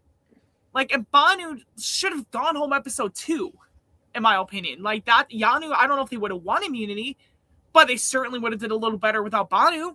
Like, I kind of felt bad for Jess too, because like Jess doesn't really get a chance to like play her game because she's just kind of immediately outcasted. I kind of isolates herself, kind of isolated in general. And then you get to the whole situation with Banu kind of just screaming at her. Just, I could go on and on, but I think I'm already going on and on considering the comment from, yeah. But Jolinsky and himself, I love Jolinsky. I'm going to pass off to you guys before I go on for another hour and a half of 46. This 46 I love so much. Just the first half of the game with Banu annoyed me a lot. So I think 46 in terms of characters is by far the best season in the new era. I don't think it's close, like whatsoever. Q, Kenzie, Charlie, Tiffany, Liz, Zelinsky, Banu are all such standout, like memorable characters. I was so thoroughly entertained during this entire season. I fucking love this season. I thought the Banu stuff was hilarious. I was laughing the entire time. I think his episode 4 crash out is I actually show that clip sometimes to people to try to get them into Survivor because I think it is so funny. Like when he's like on his knees begging for the idol, I think is hilarious. Yeah, good point. I mean, yes, those 4 characters are also good. Venus, I thought was super entertaining. I thought the Venus truthers online were really fucking annoying, but I really liked Venus. Like Venus herself was really entertaining and fun to watch. My only issue with this season is that, like, personally, if I'm sitting on that jury, I probably vote for Charlie to win instead of Kenzie. However, I think Kenzie as a winner, like in a vacuum, is great. She's awesome. I really like 46. I like the whole thing. It's not brought down for me by the Banu stuff. In fact, that actually enhances the viewing experience for me. Because I think it was hilarious. And 46 is my number 2 season. Yeah. Rebecca. I really loved 46. Spoiler alert, I put it at number 1. Nice. Yeah. I thought it was just like electric for most of the way through. I think the Bono episodes brought it where the Bono episodes became a little too much. I think, but still I think he was a memorable character. Like I'll take it. I forgot about Q when I was naming, I think, the characters who like really stand out in the new era and transcend it. So Q from I'm I'm retroactively adding Q to that list. Q from I'm also a huge like Liz Wilcox stan. I love her so much. And I'm so sad that she's not actually a millionaire. And she was just pretending to be a millionaire. And the show just made it seem like she was a millionaire. And you kind of have to like figure it out a little bit when she melts down over Applebee's of all things that maybe she's not actually a millionaire. Pissed! But that also like that was such a good moment. And you know, I love haters, and these people, they all fucking hate each other. Yeah, it's bad. Yeah, I think I'm really glad Kenzie won because I thought Charlie was boring. He was, and but he should have won. But yeah, And the Taylor Swift bit was way too much. Sorry, I know you like Taylor Swift, but the bit was crazy. Yeah. Yeah. So that was. I mean, Maria wins the game if she gets there. I think Maria wins if she doesn't lose. Because like people did exactly.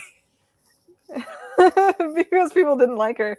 But maybe like I think if Charlie's not in the final or 3 with her, I think she probably takes it. I think she takes it even with Charlie being there, to be honest. Like, I mean, maybe it's just me, but I just always everyone kept saying they thought it was like Cassidy all over again with the Charlie thing. They all kept saying that's rich. Charlie's gonna win. And I was like, no, like I could tell Charlie was always the number 2 in every situation, except for the one case if Maria ties it, because of the fact that I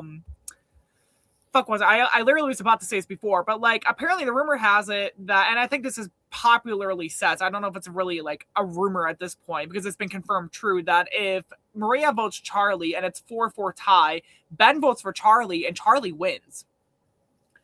Like 100%. So like Charlie almost being a winner, but it's also the fact that Maria was so bitter and kept changing her reasons for why she didn't vote for him. Yeah. I think it seemed as though people were going to be bitter against Maria, and maybe that wasn't true. Maybe it's just like it seemed that there was beef with Maria as well. My other take about Charlie versus Kenzie is that more people went into that voting for Kenzie. I don't think Charlie was necessarily robbed. I think if anything, he swayed more people, and he swayed the people he swayed.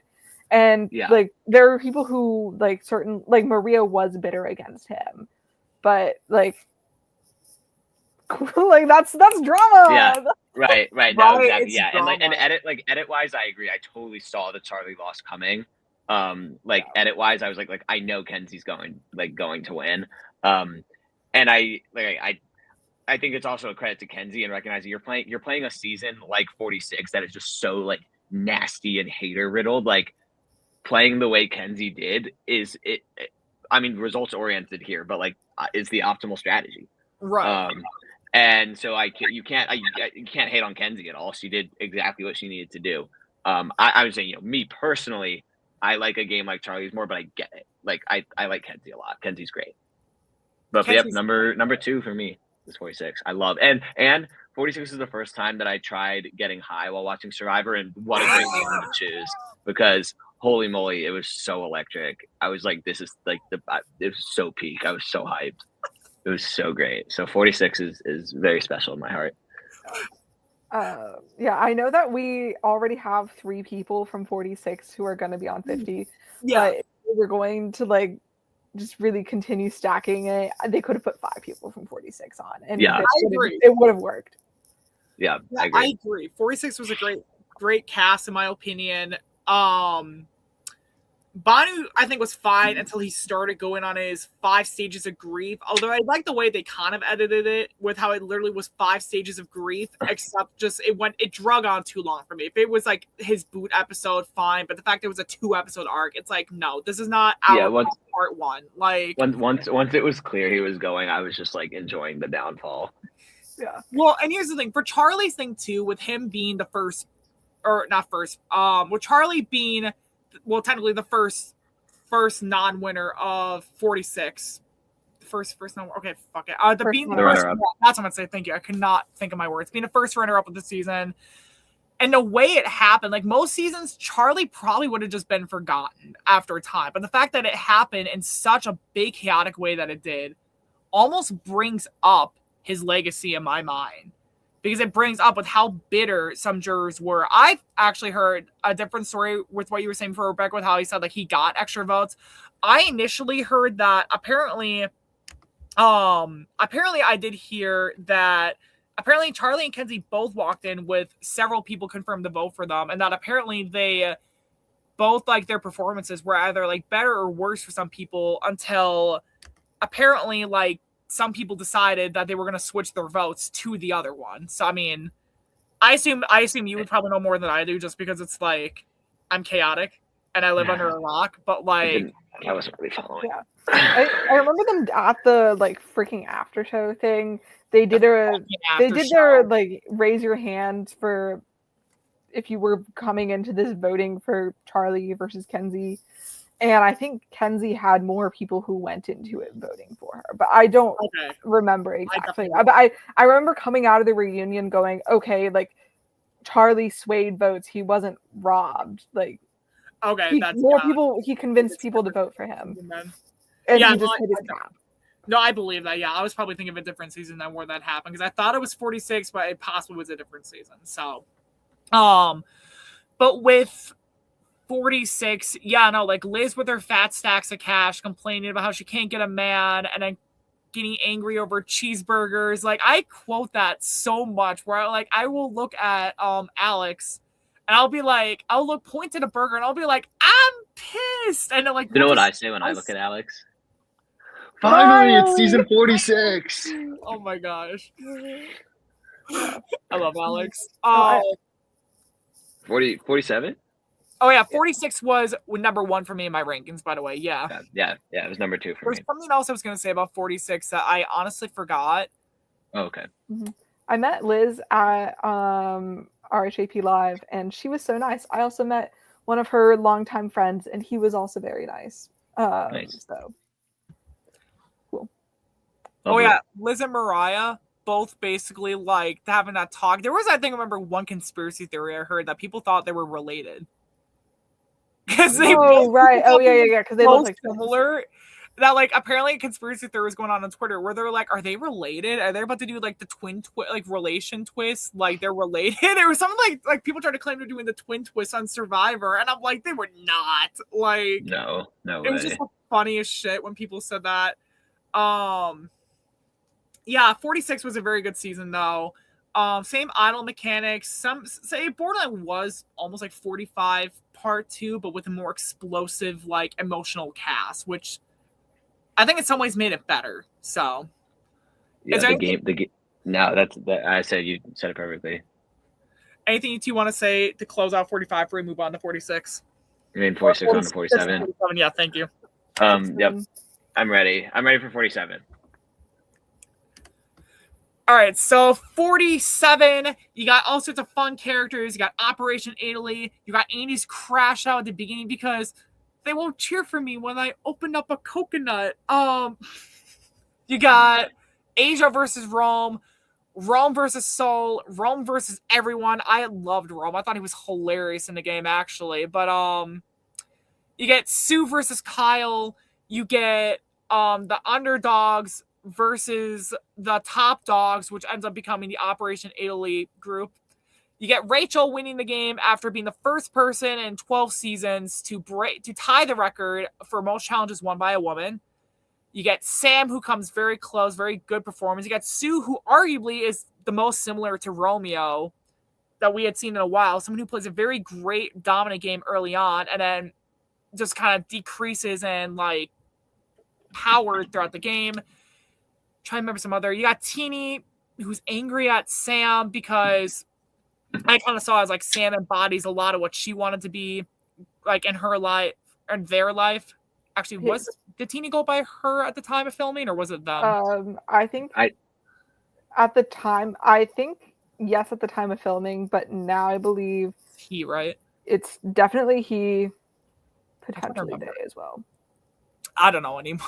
My memory's not the best with anything, so like I was gonna go by he for Teeny just because of what it is now. But like with Teeny, like Sam encompassed everything Teeny wanted to be when he was growing up. So I'm trying to remember some other. There's so many fun characters this season. Rachel's funeral. It was giving vibes of like Dan's funeral, but like a Survivor version of it. I don't know. I know you made a face with that. I saw that, but we'll get to that. There's so many fun characters. I feel like it was also good that I feel like the boot order worked out the best way it had to make the season really great as well. And I'll get into this more with 48, but the rumor I heard last year is that production, and this became a running joke last year where production really and Probst kept hyping up 48, saying like 47 was fine. It wasn't really our favorite season, but 48's so good. And then that's kind of where I remember a lot of the jokes I first started hearing more of these jokes about every time Probe says a season's good and another season is bad. The bad season is the good season and the good season is the bad one. So I'll get to that more with 48 when we get to there. But like 47 was just such a fun season. Same thing with 46, but to a lesser extent of just so much conflict. Mother Vive. We got Mother Vive there, right? Mm-hmm. Freaking Genevieve. I love and I'm Genevieve. 50. More people should have been on 40. More people from 47 should have been on 50 versus the 48 and 49 people. I'm just gonna say that now. I'll get into that later. Yeah, we'll get to that later. Yeah. I might have to make a whole new video about that because I'm so pissed about so many things about that. Okay, I'll stop talking for a couple minutes. I'll let you two talk because I'm talking too much again. 47 is my number one on my list. I went back and forth between 47 and 46. I think it of all the new era seasons has I would say the highest for me enjoyment in terms of the strategy. I think is solid. I think the characters are also great. Like 46, like the strategy is fucking terrible. I still love it because it's so funny.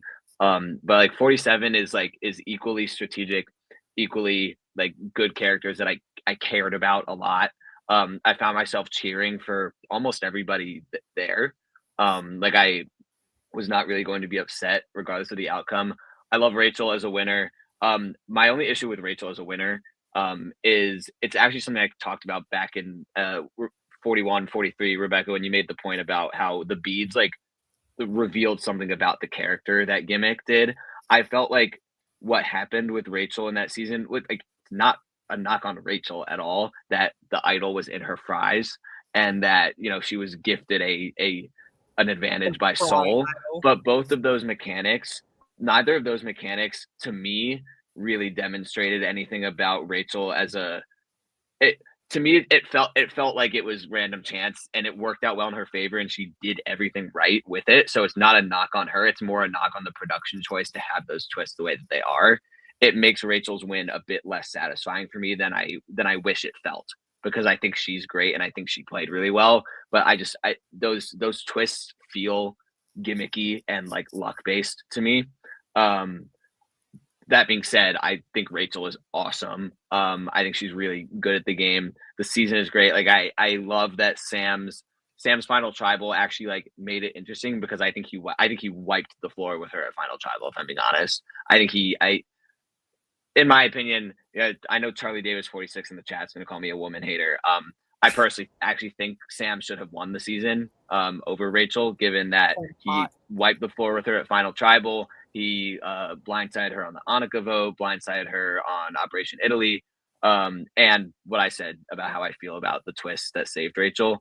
But the season is so fantastic. The fact that you can have a debate about the two players at the end, and it's there's a good debate to be had, means that it was a really interesting, compelling season. It was just put together really well. The editing was good. It's probably my pretty clear number one. I think 47 is about as good as the new era could have gotten with what it was. So Rebecca, what about you? Yeah. I think it was a more strategy driven season than a character driven season to me. And I think if you're a strategy driven person, then I think that's great. But I thought there were so many people that I liked. And I think I'm going to say this about the last 47, 48, and 49. There are people that I like within the context of the season, but there's not really anyone that I root for because I'm so compelled by them specifically. I was invested in Andy. I grew to like Genevieve, but she got so little visibility at the beginning that it was clear that she wasn't going to win. Otherwise, they would have given her more. I thought the moves were very interesting. I think Operation Italy was very fun to watch. I was out of my chair, screaming. That was really exciting. They should have called it Mission Impossible. I tried to get that tweet to go viral. Your mind. Exactly. Well, I mean, once Genevieve's on 50, we could try to see if we can make it viral again. Just retweet it and then No, it's not. It's okay. It's okay. I got like 8 likes on that one, so that was good enough for me. Um, I think the winner is like very contentious to this day. Like in the Survivor Northwestern Discord, if you say anything about like Rachel as a winner, there will be a fight. And at the time, I would have been so team Rachel, but the Sam truthers have kind of convinced me.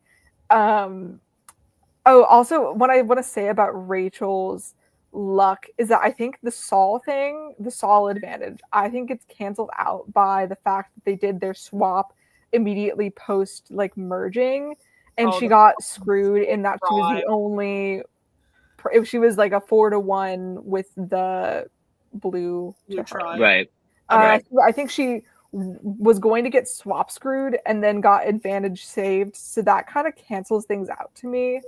I mean, Um, he got it because of the good advantage with Soul, but like yeah, I do agree, it was very much a luck based thing. and I Sorry think, to interrupt you.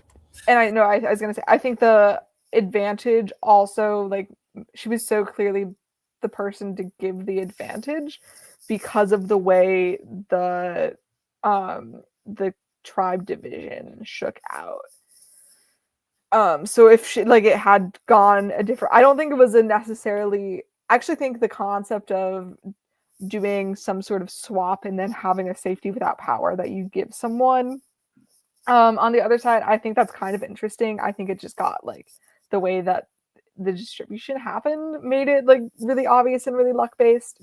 I agree. Yeah, that's a good point. And Is I this also think like Rachel playing her shot in the dark to gauge I whether like she that. was, that was I good. That like was that good. play. That was good stuff. But yeah. I do think she was a bit of like a challenge and advantagey, Merchant. not as like strategically forward winner, which is generally not my thing, but it's okay when women do it. Well, yeah, right? and she like she's great. She's awesome. Like She she's is. I very love rootable. Rachel. Yeah. She's very rootable. That's Right. natural. Like, and that's one of the reasons I'd like to see Rachel come back, because I feel like she Me didn't too. like she's clearly a smart person. Like, she made the right bonds, and had it not been for certain things like Operation Italy happening, she probably just has a strategic chokehold until the end and wins out on challenges.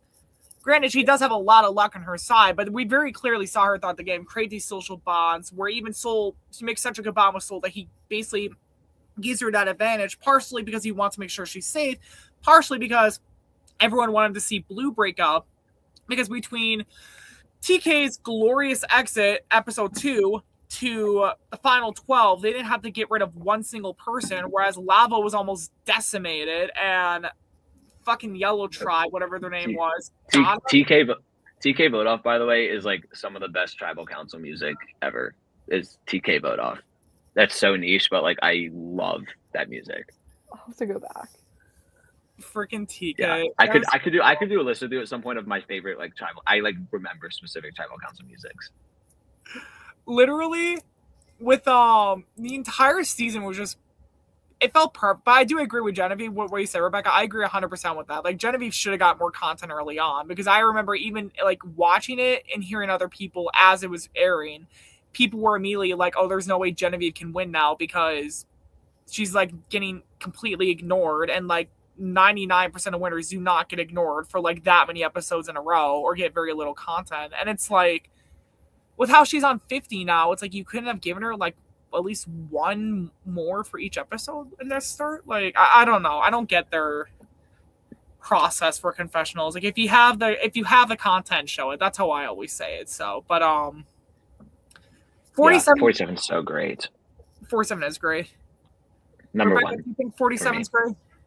I like it. I put it 5. 47 is 2 for me. Anything else we want to talk about with 47 before we move on? No, I'm good for 48, and I have opinions about this one. Oh, I have a lot of opinions about 48. I know you do. Fuck up.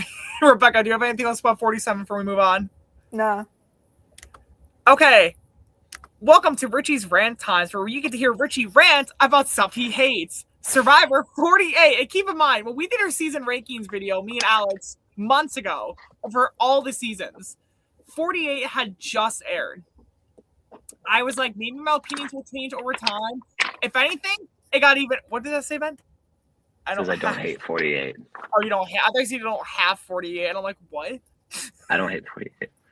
I really want the first half of 48. The pre-merge was really good up until Say's vote off. Then it just decreases and goes down and down because the editing was so piss poor. And I was one of the people who also looked into exit interviews for this season because in the moment it's like you can very much clearly see what was really going on, where the production tried to put up this full edit to try to push this narrative of a duo season, even though most of these duos were not real duos. You had Kyle and David who were a real duo, but they didn't really want to show off that too often because they wanted you to believe it was Kyle and Camilla because that was what was really important the second half of the season after David goes out of the game.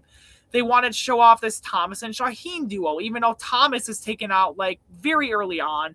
Eva and Joe was really the only real duo of the season. And even then, Eva's game doesn't really, I think, get the praise it really deserves. I don't think Eva's like the best player on the planet, but I do think there were a lot of good moves that they did not show of Eva and how great she was in the game and how close she was to actually winning.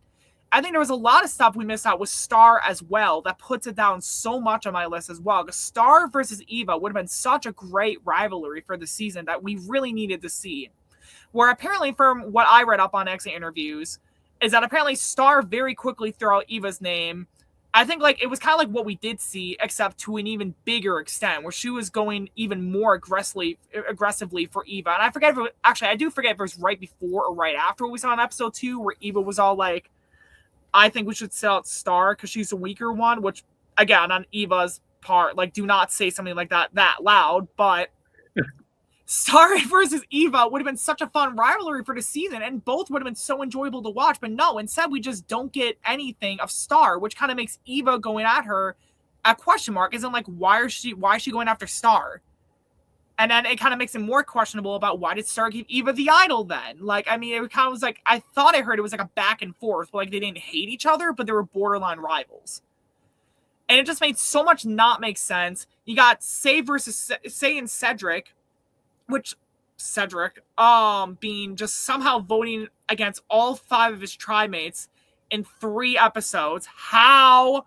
But like Cedric was just, again, it's like Roxford. Like if I met Cedric in real life, I think I would like him a lot. Cedric seems like a very nice guy. I love Cedric. But as a player, he pissed me off because he was so boring to watch for me. I just remember like he's socially, I think he was great. But then, like, strategically, I just kind of felt like he was just so off the buzzer half the time that I'm like, I loved Say. I thought Say was hilarious. I know a lot of people are going to probably roast me for that somewhere because I know a lot of people didn't, the Facebook moms did not like Say. I love Say. I thought she was hilarious, and I need to see her back on my screen because she just stirred the pot so much that I just thought it was funny. Thomas, Bianca, it's another season. It was borderline almost parallels 44 for me. Where once you get to the merge, I think you said it best, Rebecca, like once you get to the merge, there's only like 5 people they really want you to care about. And then like the rest of them, they just don't really seem to care if you know them or not. They just want you to care about the big 4 to 5. And then the pre-merge boots are kind of just given a little bit more content than people like Chrissy. Who was Chrissy? Like I thought Chrissy was funny. It's like Chrissy was borderline the first like, I don't want to say full-on blue-collar worker, but Chrissy gave me so much reminder of Sue Hawk, who might remind people in this channel actually worked with one of my uncles at the time of Borneo airing and filming. But I could go on and on. I did not like 48. It feels like Joe was trying to be hyped up as the new Russell Hantz in regards to how when Russell Hantz was first on Simone Heroes vs. Villains, they hyped up Russell because they wanted players to be like Russell, be aggressive, be villainous. Now they borderline want to do that with Joe, except painted as like, we want you to be heroic, be liked, be strong, and all that stuff. It feels like they want a new Russell and Joe. I mean, I could go on and on about this, but like, what they didn't show about Eva, despite what was really going on, what Kyle even said in his exit interviews about the real stuff with the duo shit, Kyle winning, like Kyle didn't even feel like an actual winner contender until like maybe the last couple episodes, and even then, it still didn't feel like he was gonna win. I wasn't surprised by the end of it, but it's still just, And Camilla. I love Camilla, by the way. Sorry, I will talk more Camilla later on. I want you guys to speak because I've been going on too long again. Yeah, Rebecca, I've gone first last couple times. Why don't you go first? Okay. I thought 48 was fine. I guess I don't hate any of the new era seasons. And I think it's because I do generally like people. And I tend to, I don't know, Survivor's my favorite show, and I tend to like try to enjoy my favorite show. But I did put it at the bottom. I thought it was the most predictable, and I also didn't like. I think I was really intrigued by the pre-merge, and I think when Justin was voted out, like that was really exciting. Like the Say Mary Cedric dynamic is really exciting, but I think it also got both done. By the way, sorry, didn't mean to interrupt. Oh no, it's okay. But I think it also got like hampered by the fact that Say and Cedric didn't have anything to do with each other's ultimate vote offs. Like we didn't see them. Like they were split in their post merge split. I hate that concept. I think it ruins a lot of things. I agree. And like Mary also has nothing to do with Say's vote off. I think that just like I think there was a mechanically bad decision that's been persistent throughout all of the new era seasons that I think really like sapped some of the momentum of 48. And then I think it becomes very obvious that there's a dominant alliance. And I don't know, I like didn't dislike any of them. I was rooting for Camilla the most. I don't dislike Eva. I think she's fine. I like you. I think she does better without Joe, to be honest. Like, yeah, I'm glad Joe's there to support her, but it's like, sorry, I didn't mean to interrupt. I just want to say this because with the big moment where she reveals to everyone she has autism, and like it's supposed to be this big moment. It was the first time they re-aired an episode later that week. I forgot to mention that before too, but it's like they made such a big moment. It almost felt, and coming from me, like having autism, like I like Eva, and even reading up on what happened in exit interviews as well. There was just a lot of stuff that happened. It just really, like, we didn't get to see a lot of Mary and Eva's relationship, which is why Eva gets a vote for Mary at the end. But, like, it kind of what you were saying before with Katura, though. The whole autism moment, borderline felt a little exploitative. At least to me, it felt more exploitative in the autism aspect of it with how they... I don't know. It just, to me, it felt a little exploitative in that sense, where it felt more for, like, the moment for ratings rather than it did for, like, Eva actually talking about having autism. And, like, I don't know. I also disagree with that comment because Eva actually had good bond. Because I disagree with this comment someone just put in. Eva actually had a lot of really good bonds with a lot of the women. And it sounds like I don't even think she wanted to work with a couple of the men. And borderline kind of was forced to because of her allies. So... yeah, sorry. I didn't mean to interrupt you, Rebecca. I'll let you go on and pass it on. I just wanted to put that in there. Sorry. Yeah. Well, I think at least in the same episode, I think the conversation that Camilla, Kyle, Joe, and Shaheen had, like, that was like also very interesting, where they all talked about their parents and their backgrounds. I thought that was like great, and I'm very glad that was aired on television. I did watch some of Eva's post-season press, and I think she said that she like has an easier time communicating with men, and they, if anything, she said I don't have many female friends, but I actually really like Mary. And they cut out the part where she said, but I actually really like Mary, so that she would seem like someone who's saying, I don't like women, I only like men. Yeah. That's messed up. Why'd they do that? Yeah, because you wanted to put up this whole mantra of it, probably to talk about why Kyle wins. But at the end of the day, it doesn't like they did a bad job explaining why Eva gets as close to winning as she does. I agree. I agree. I get really heated up talking about the Eva thing because so many people were horrible to Eva on Twitter and social media, and I felt bad for her. It's like brutal. Right. Like, I mean, coming from someone with autism, watching someone else with autism, like, it was one of the things that annoyed me. And I'm not saying that, like, and I'm not saying the entire cast or a season is good. I'm just saying that the season should have been edited better. There should have put all this. It's like what I said when we did season ranking. Show what actually happened, not what you want us to see. Don't give us a rose-colored glasses. Show us what actually happened. Show us Eva versus Star. Give us more Star content as well. Like, why didn't we not get more Star content? updates. I love Star. Yeah. Mm-hmm. She follows me on Instagram. I love Star. She's hilarious. Star follows me on Instagram too. What? I said Star also follows me on Instagram. Does she follow you? I don't really know why. She just like one day like just like it wasn't even like after I had like posted at Bryson won or anything. Like she just like followed me on Instagram. I was like okay. I like Star. I like 48 I think suffers. I think the perception of 48 suffers the most from. Well, 48 I actually view somewhat fondly because it's the first time I started like going to like watch parties. Except I went to one during 47, but 48 is the first time that I like started going to watch parties and like met friends who also like Survivor. So that was like that's really big and nostalgic for me. We met at the Simultaneously, what? We met at the Shaheen watch party. I know. Simultaneously, I think 48. I was really frustrated with like the behavior of the fan base during 48. I thought it was the most like I've never seen such intense like groupthink. And so like don't get me wrong, the season objectively is like kind of boring. In terms of like what happens, it's pretty obvious like of which group is going to win, is win out. I agree with all of that.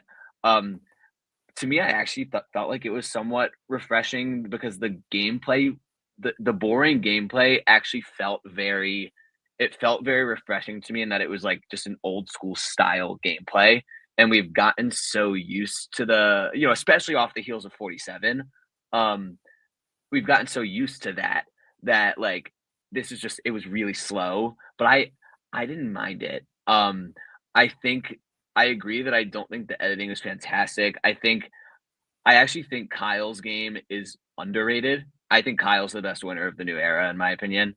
I think that what Kyle does at the Shaheen boot, what Kyle and Camilla do, is like masterful gameplay in terms of realizing, hey, I don't even need to. First of all, let me, if I'm not going to be able to get Joe out because mathematically it seems like he's going to win all the immunities, right? He's been a beast of the challenges. How about instead of trying to get him out, why don't I just completely undermine his win equity?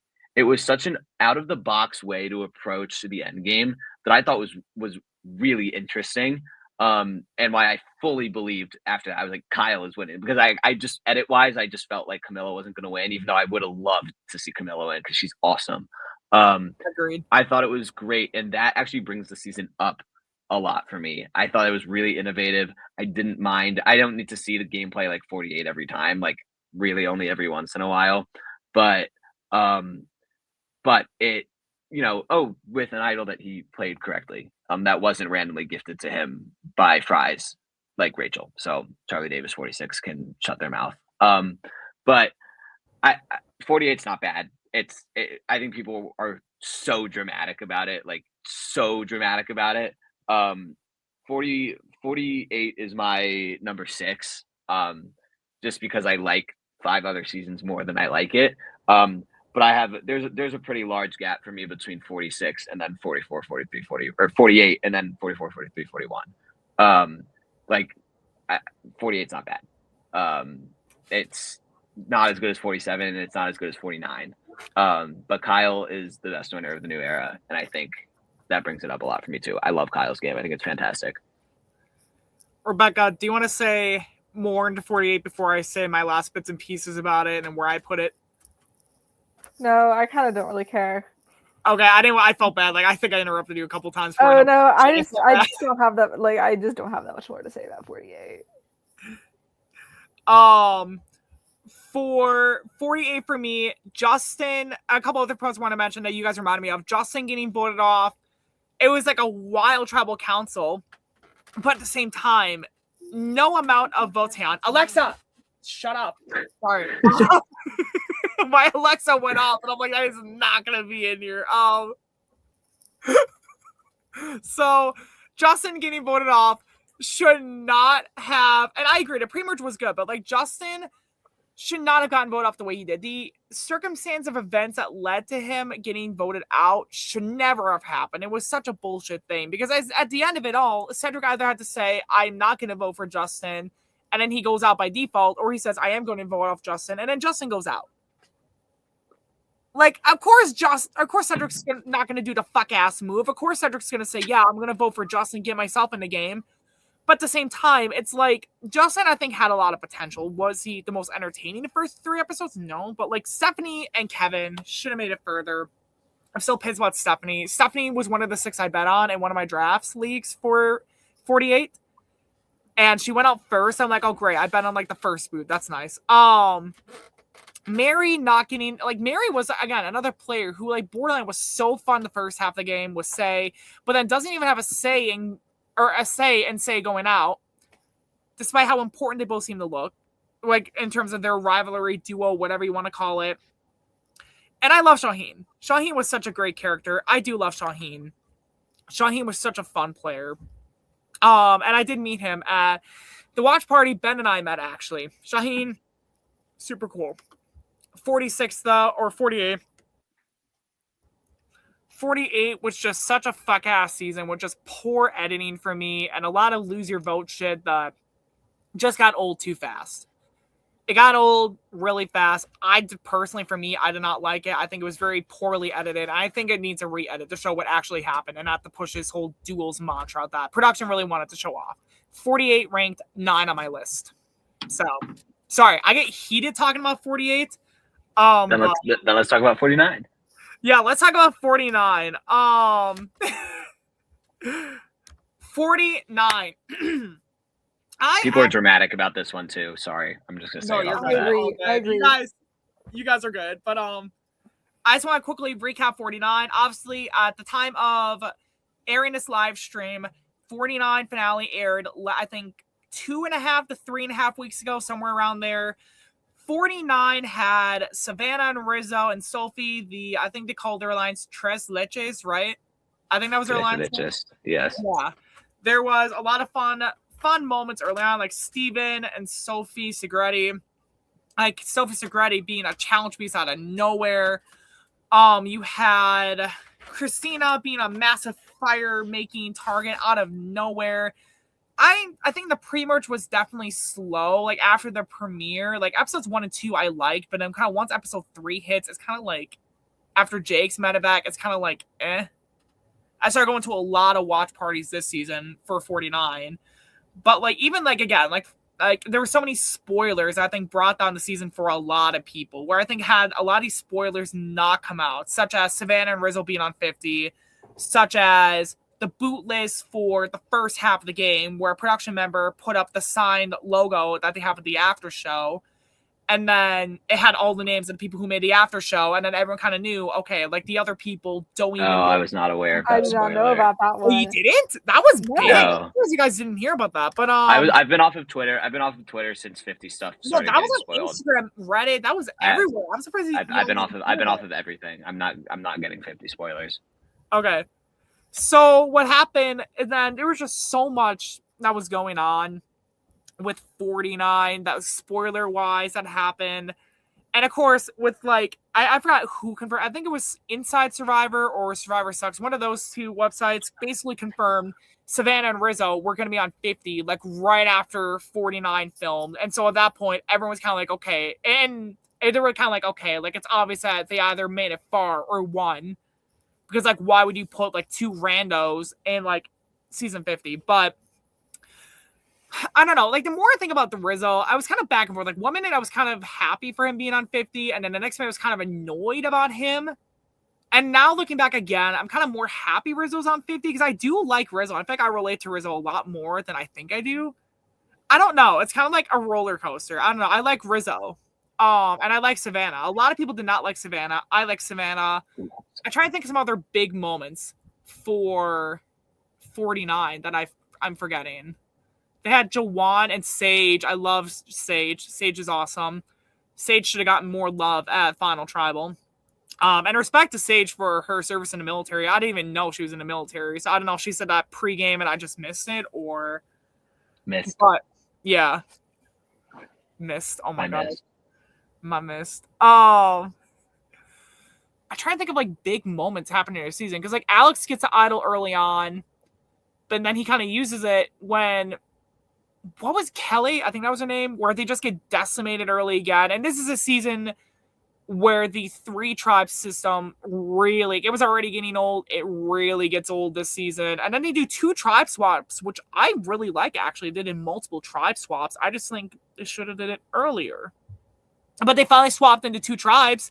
We finally got 2 tribes in a new era, not forced by some dumb half-cocked twist involving the merge split thing. Yeah, we finally got an actual normal merge round at the start of the game. I could go on and on. I'm just gonna pass it to you both before I rant again. 49 is I really like 49. 49 is my number 4 on my list. I well I think Rizzo and Savannah's storylines are probably much more interesting to me had I not known they were going to be on 50.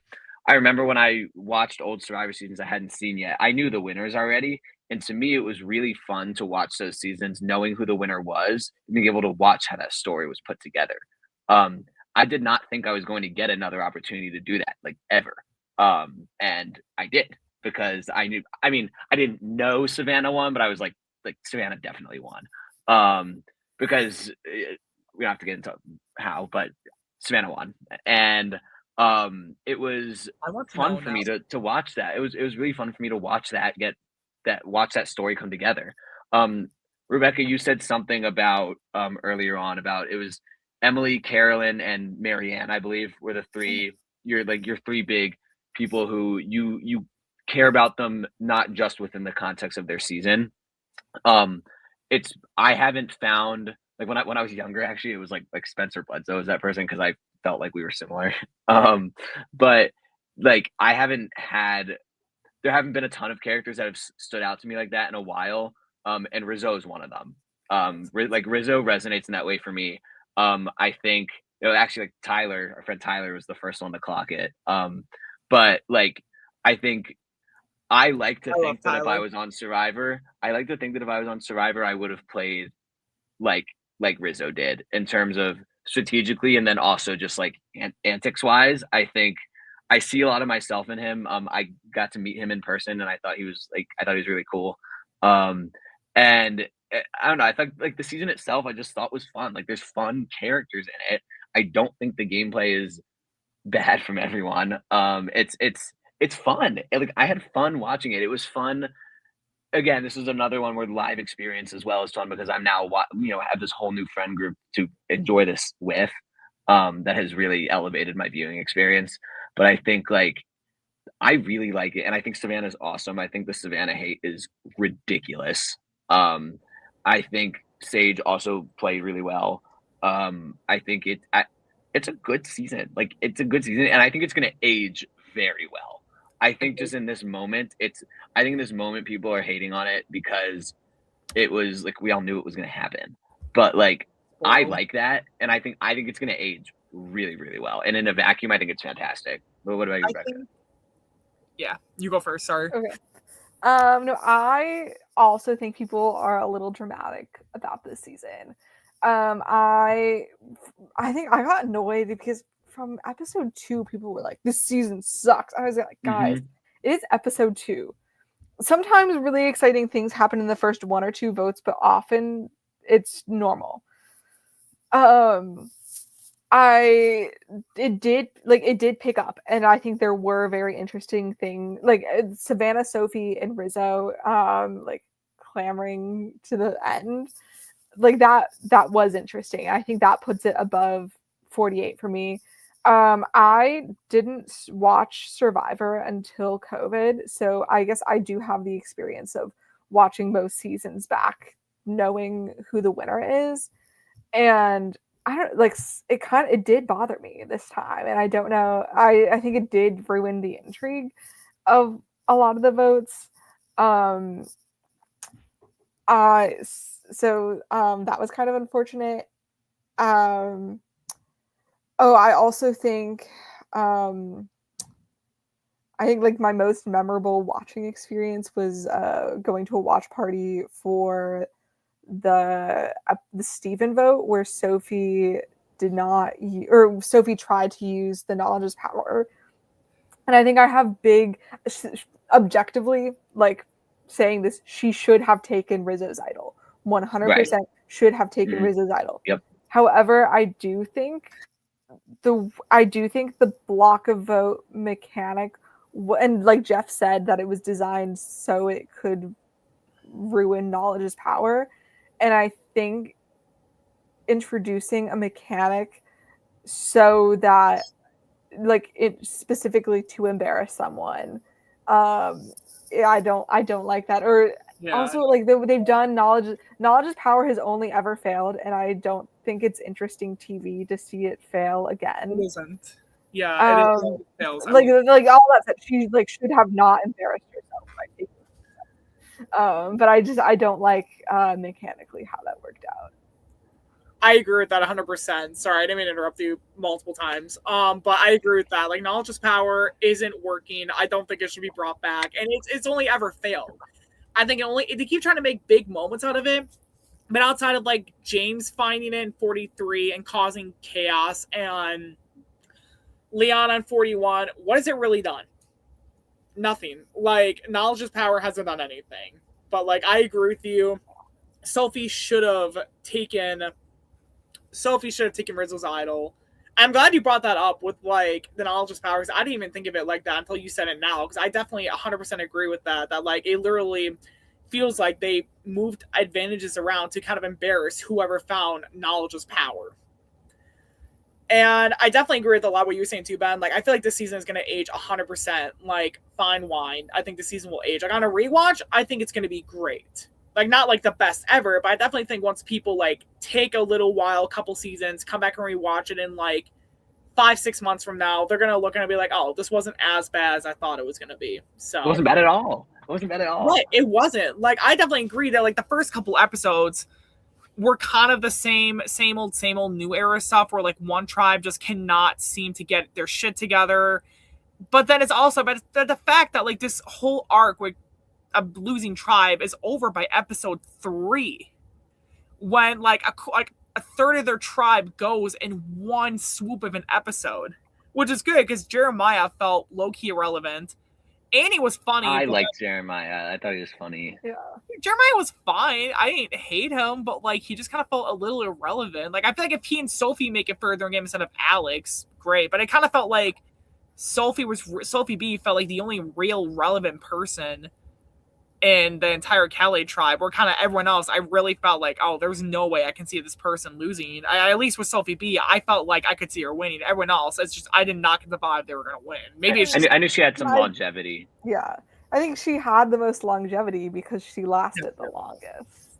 Right. 49, though, there were so many rumors. I do want to address this before someone ends up addressing it later on, with all the rumors of pre-gaming that are still going out and about, that even Sage went on to talk about it. I didn't look at the big thing she released about it yesterday.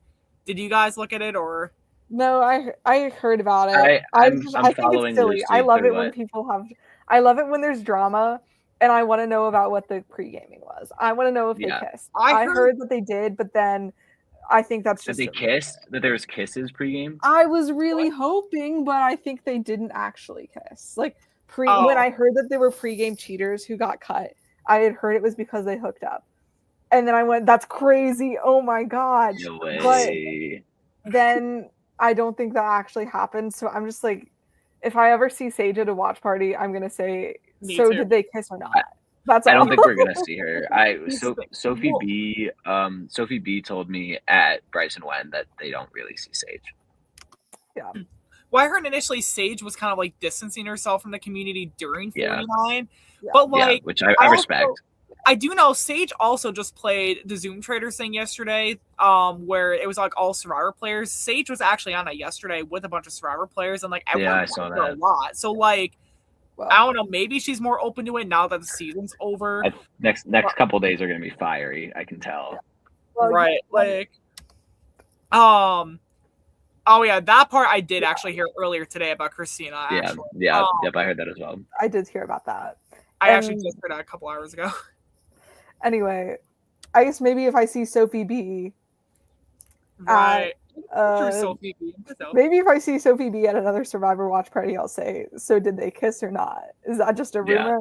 I think it is, but I really hope it's not.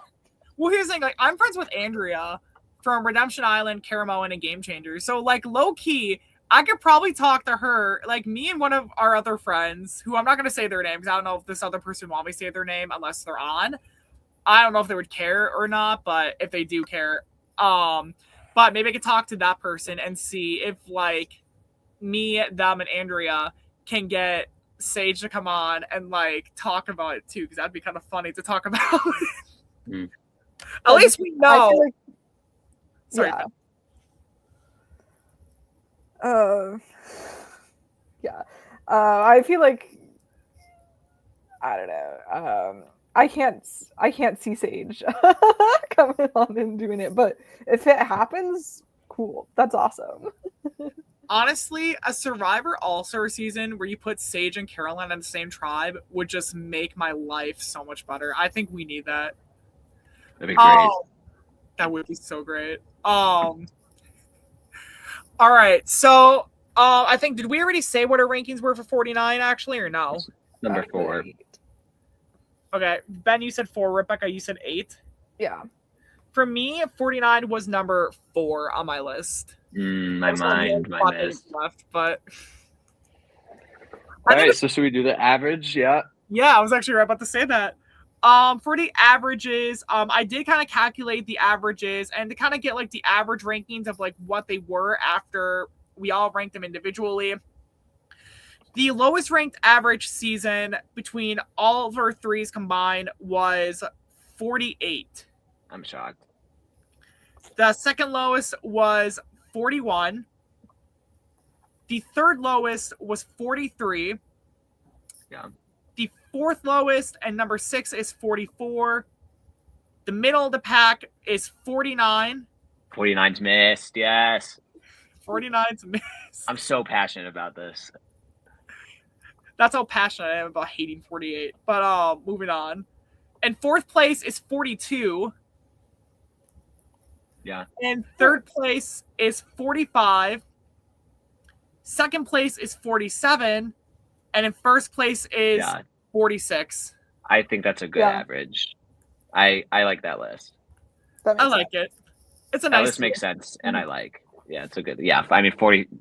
The top 3 are pretty clear in my opinion. Like those are the top 3. 5, 6, and 7. So, figure it out. Right. Well, this is so insightful. Right? This was a fun time. I'm glad we're able to get on here today for this. Thank you, Ben and Rebecca, again for coming on today. Thank you, Richie. Yeah, of course. I'm glad I had you guys both on. This was a very fun time. I do want to say before we close off this live stream officially, if you've gotten this far, if you've ever seen any Survivor games, I want to play Survivor LRG. We have all played Survivor LRGs. One of the ones that we've played in was Survivor Wisconsin. They are accepting applications for their 11th and 12th seasons occurring this summer. All newbie seasons. If you're interested, go apply now. I will put a link to the application in the description once this video is done. Currently, what about the 10th season? What? What about the 10th season? Didn't the 9th one just happen? Yeah. What's the 10th season? 10th is Heroes versus Villains 2, which everyone knows I'm going to be on that. Watch me get out first somehow against somebody. You're playing? No way! I know! Who could have seen this coming, Rebecca? I don't know. Oh my god, I just don't want to be pre-merge again. That'd be embarrassing. But yeah, go apply Survivor Wisconsin. By the time people watch this later on, I assume the application will be in there for Survivor Wisconsin. But I assume it doesn't close for another few months because I think one of the seasons is in May and the other one's in August. But definitely apply. Super fun Survivor LRG. I personally definitely recommend it. So yeah, good time. Yeah, fun. Great community. Fun community. And you get to, and I do host their live breakdowns for most of their seasons. So you get to hear me and see me. Yeah, most of them, not for this upcoming one, but some other ones I've gotten to do. And I get to talk about people's gameplay, and it's really fun. I get to bitch about people for fun. People who've made it further than you have. Yes. In the game. And I still do it for fun with a smile on my face, Ben. Lovely. Well. All right. Thank you guys so much for watching. I'm so glad everyone came on today to watch this. If you're watching this now or later or whenever, I hope you enjoyed it. Definitely go like, subscribe to the channel. Go follow our Instagram at Survivor What If. Go watch our past videos. Stay in touch for more videos we have in the future. And go play Survivor Wisconsin. Yeah. But Richie, I think you have one more plug. One more plug? Okay. Plug. Yes, you're correct. I think you have another plug for something that's airing tonight. In less than 2 hours. Oh yeah, Dave was I do something host that you literally hosted and edited. I've been so tired from editing this. I almost forgot to mention that I host the Challenge Wisconsin, another fun LRG. We are also accepting applications for future seasons as well. I will also put that in the description below. We're airing episode 2 later tonight. Challenge Wisconsin. Go find us on Instagram at Challenge Wisco. I think that's also the YouTube tag as well. I wasn't going to mention it because it wasn't Survivor related, but I'll mention it now since Rebecca wanted me to mention it because Rebecca's on the cast. So another fun episode for you tonight, Rebecca. Yeah. And Midwestern Survivors. I think they're airing another season. We also did that. That is happening this weekend. Yep. Is this week? I thought, this upcoming weekend. Like upcoming weekend, yep. Yeah. All right, I think, do we have any other plugs we want to give out? Oh, Zoom Traders. Apply for Zoom Traders. Apply to Survivor SPF. We'll have our applications out sometime. I better be on. I need to use the bathroom. Oh, sorry. Okay, so we were closing off here. I've been Richie. I've been here with my guests today. I'm Ben. I'm Rebecca. Thank you, everyone, for coming on today. We hope you enjoyed. Take care and have a great day, everyone. See you later. Bye.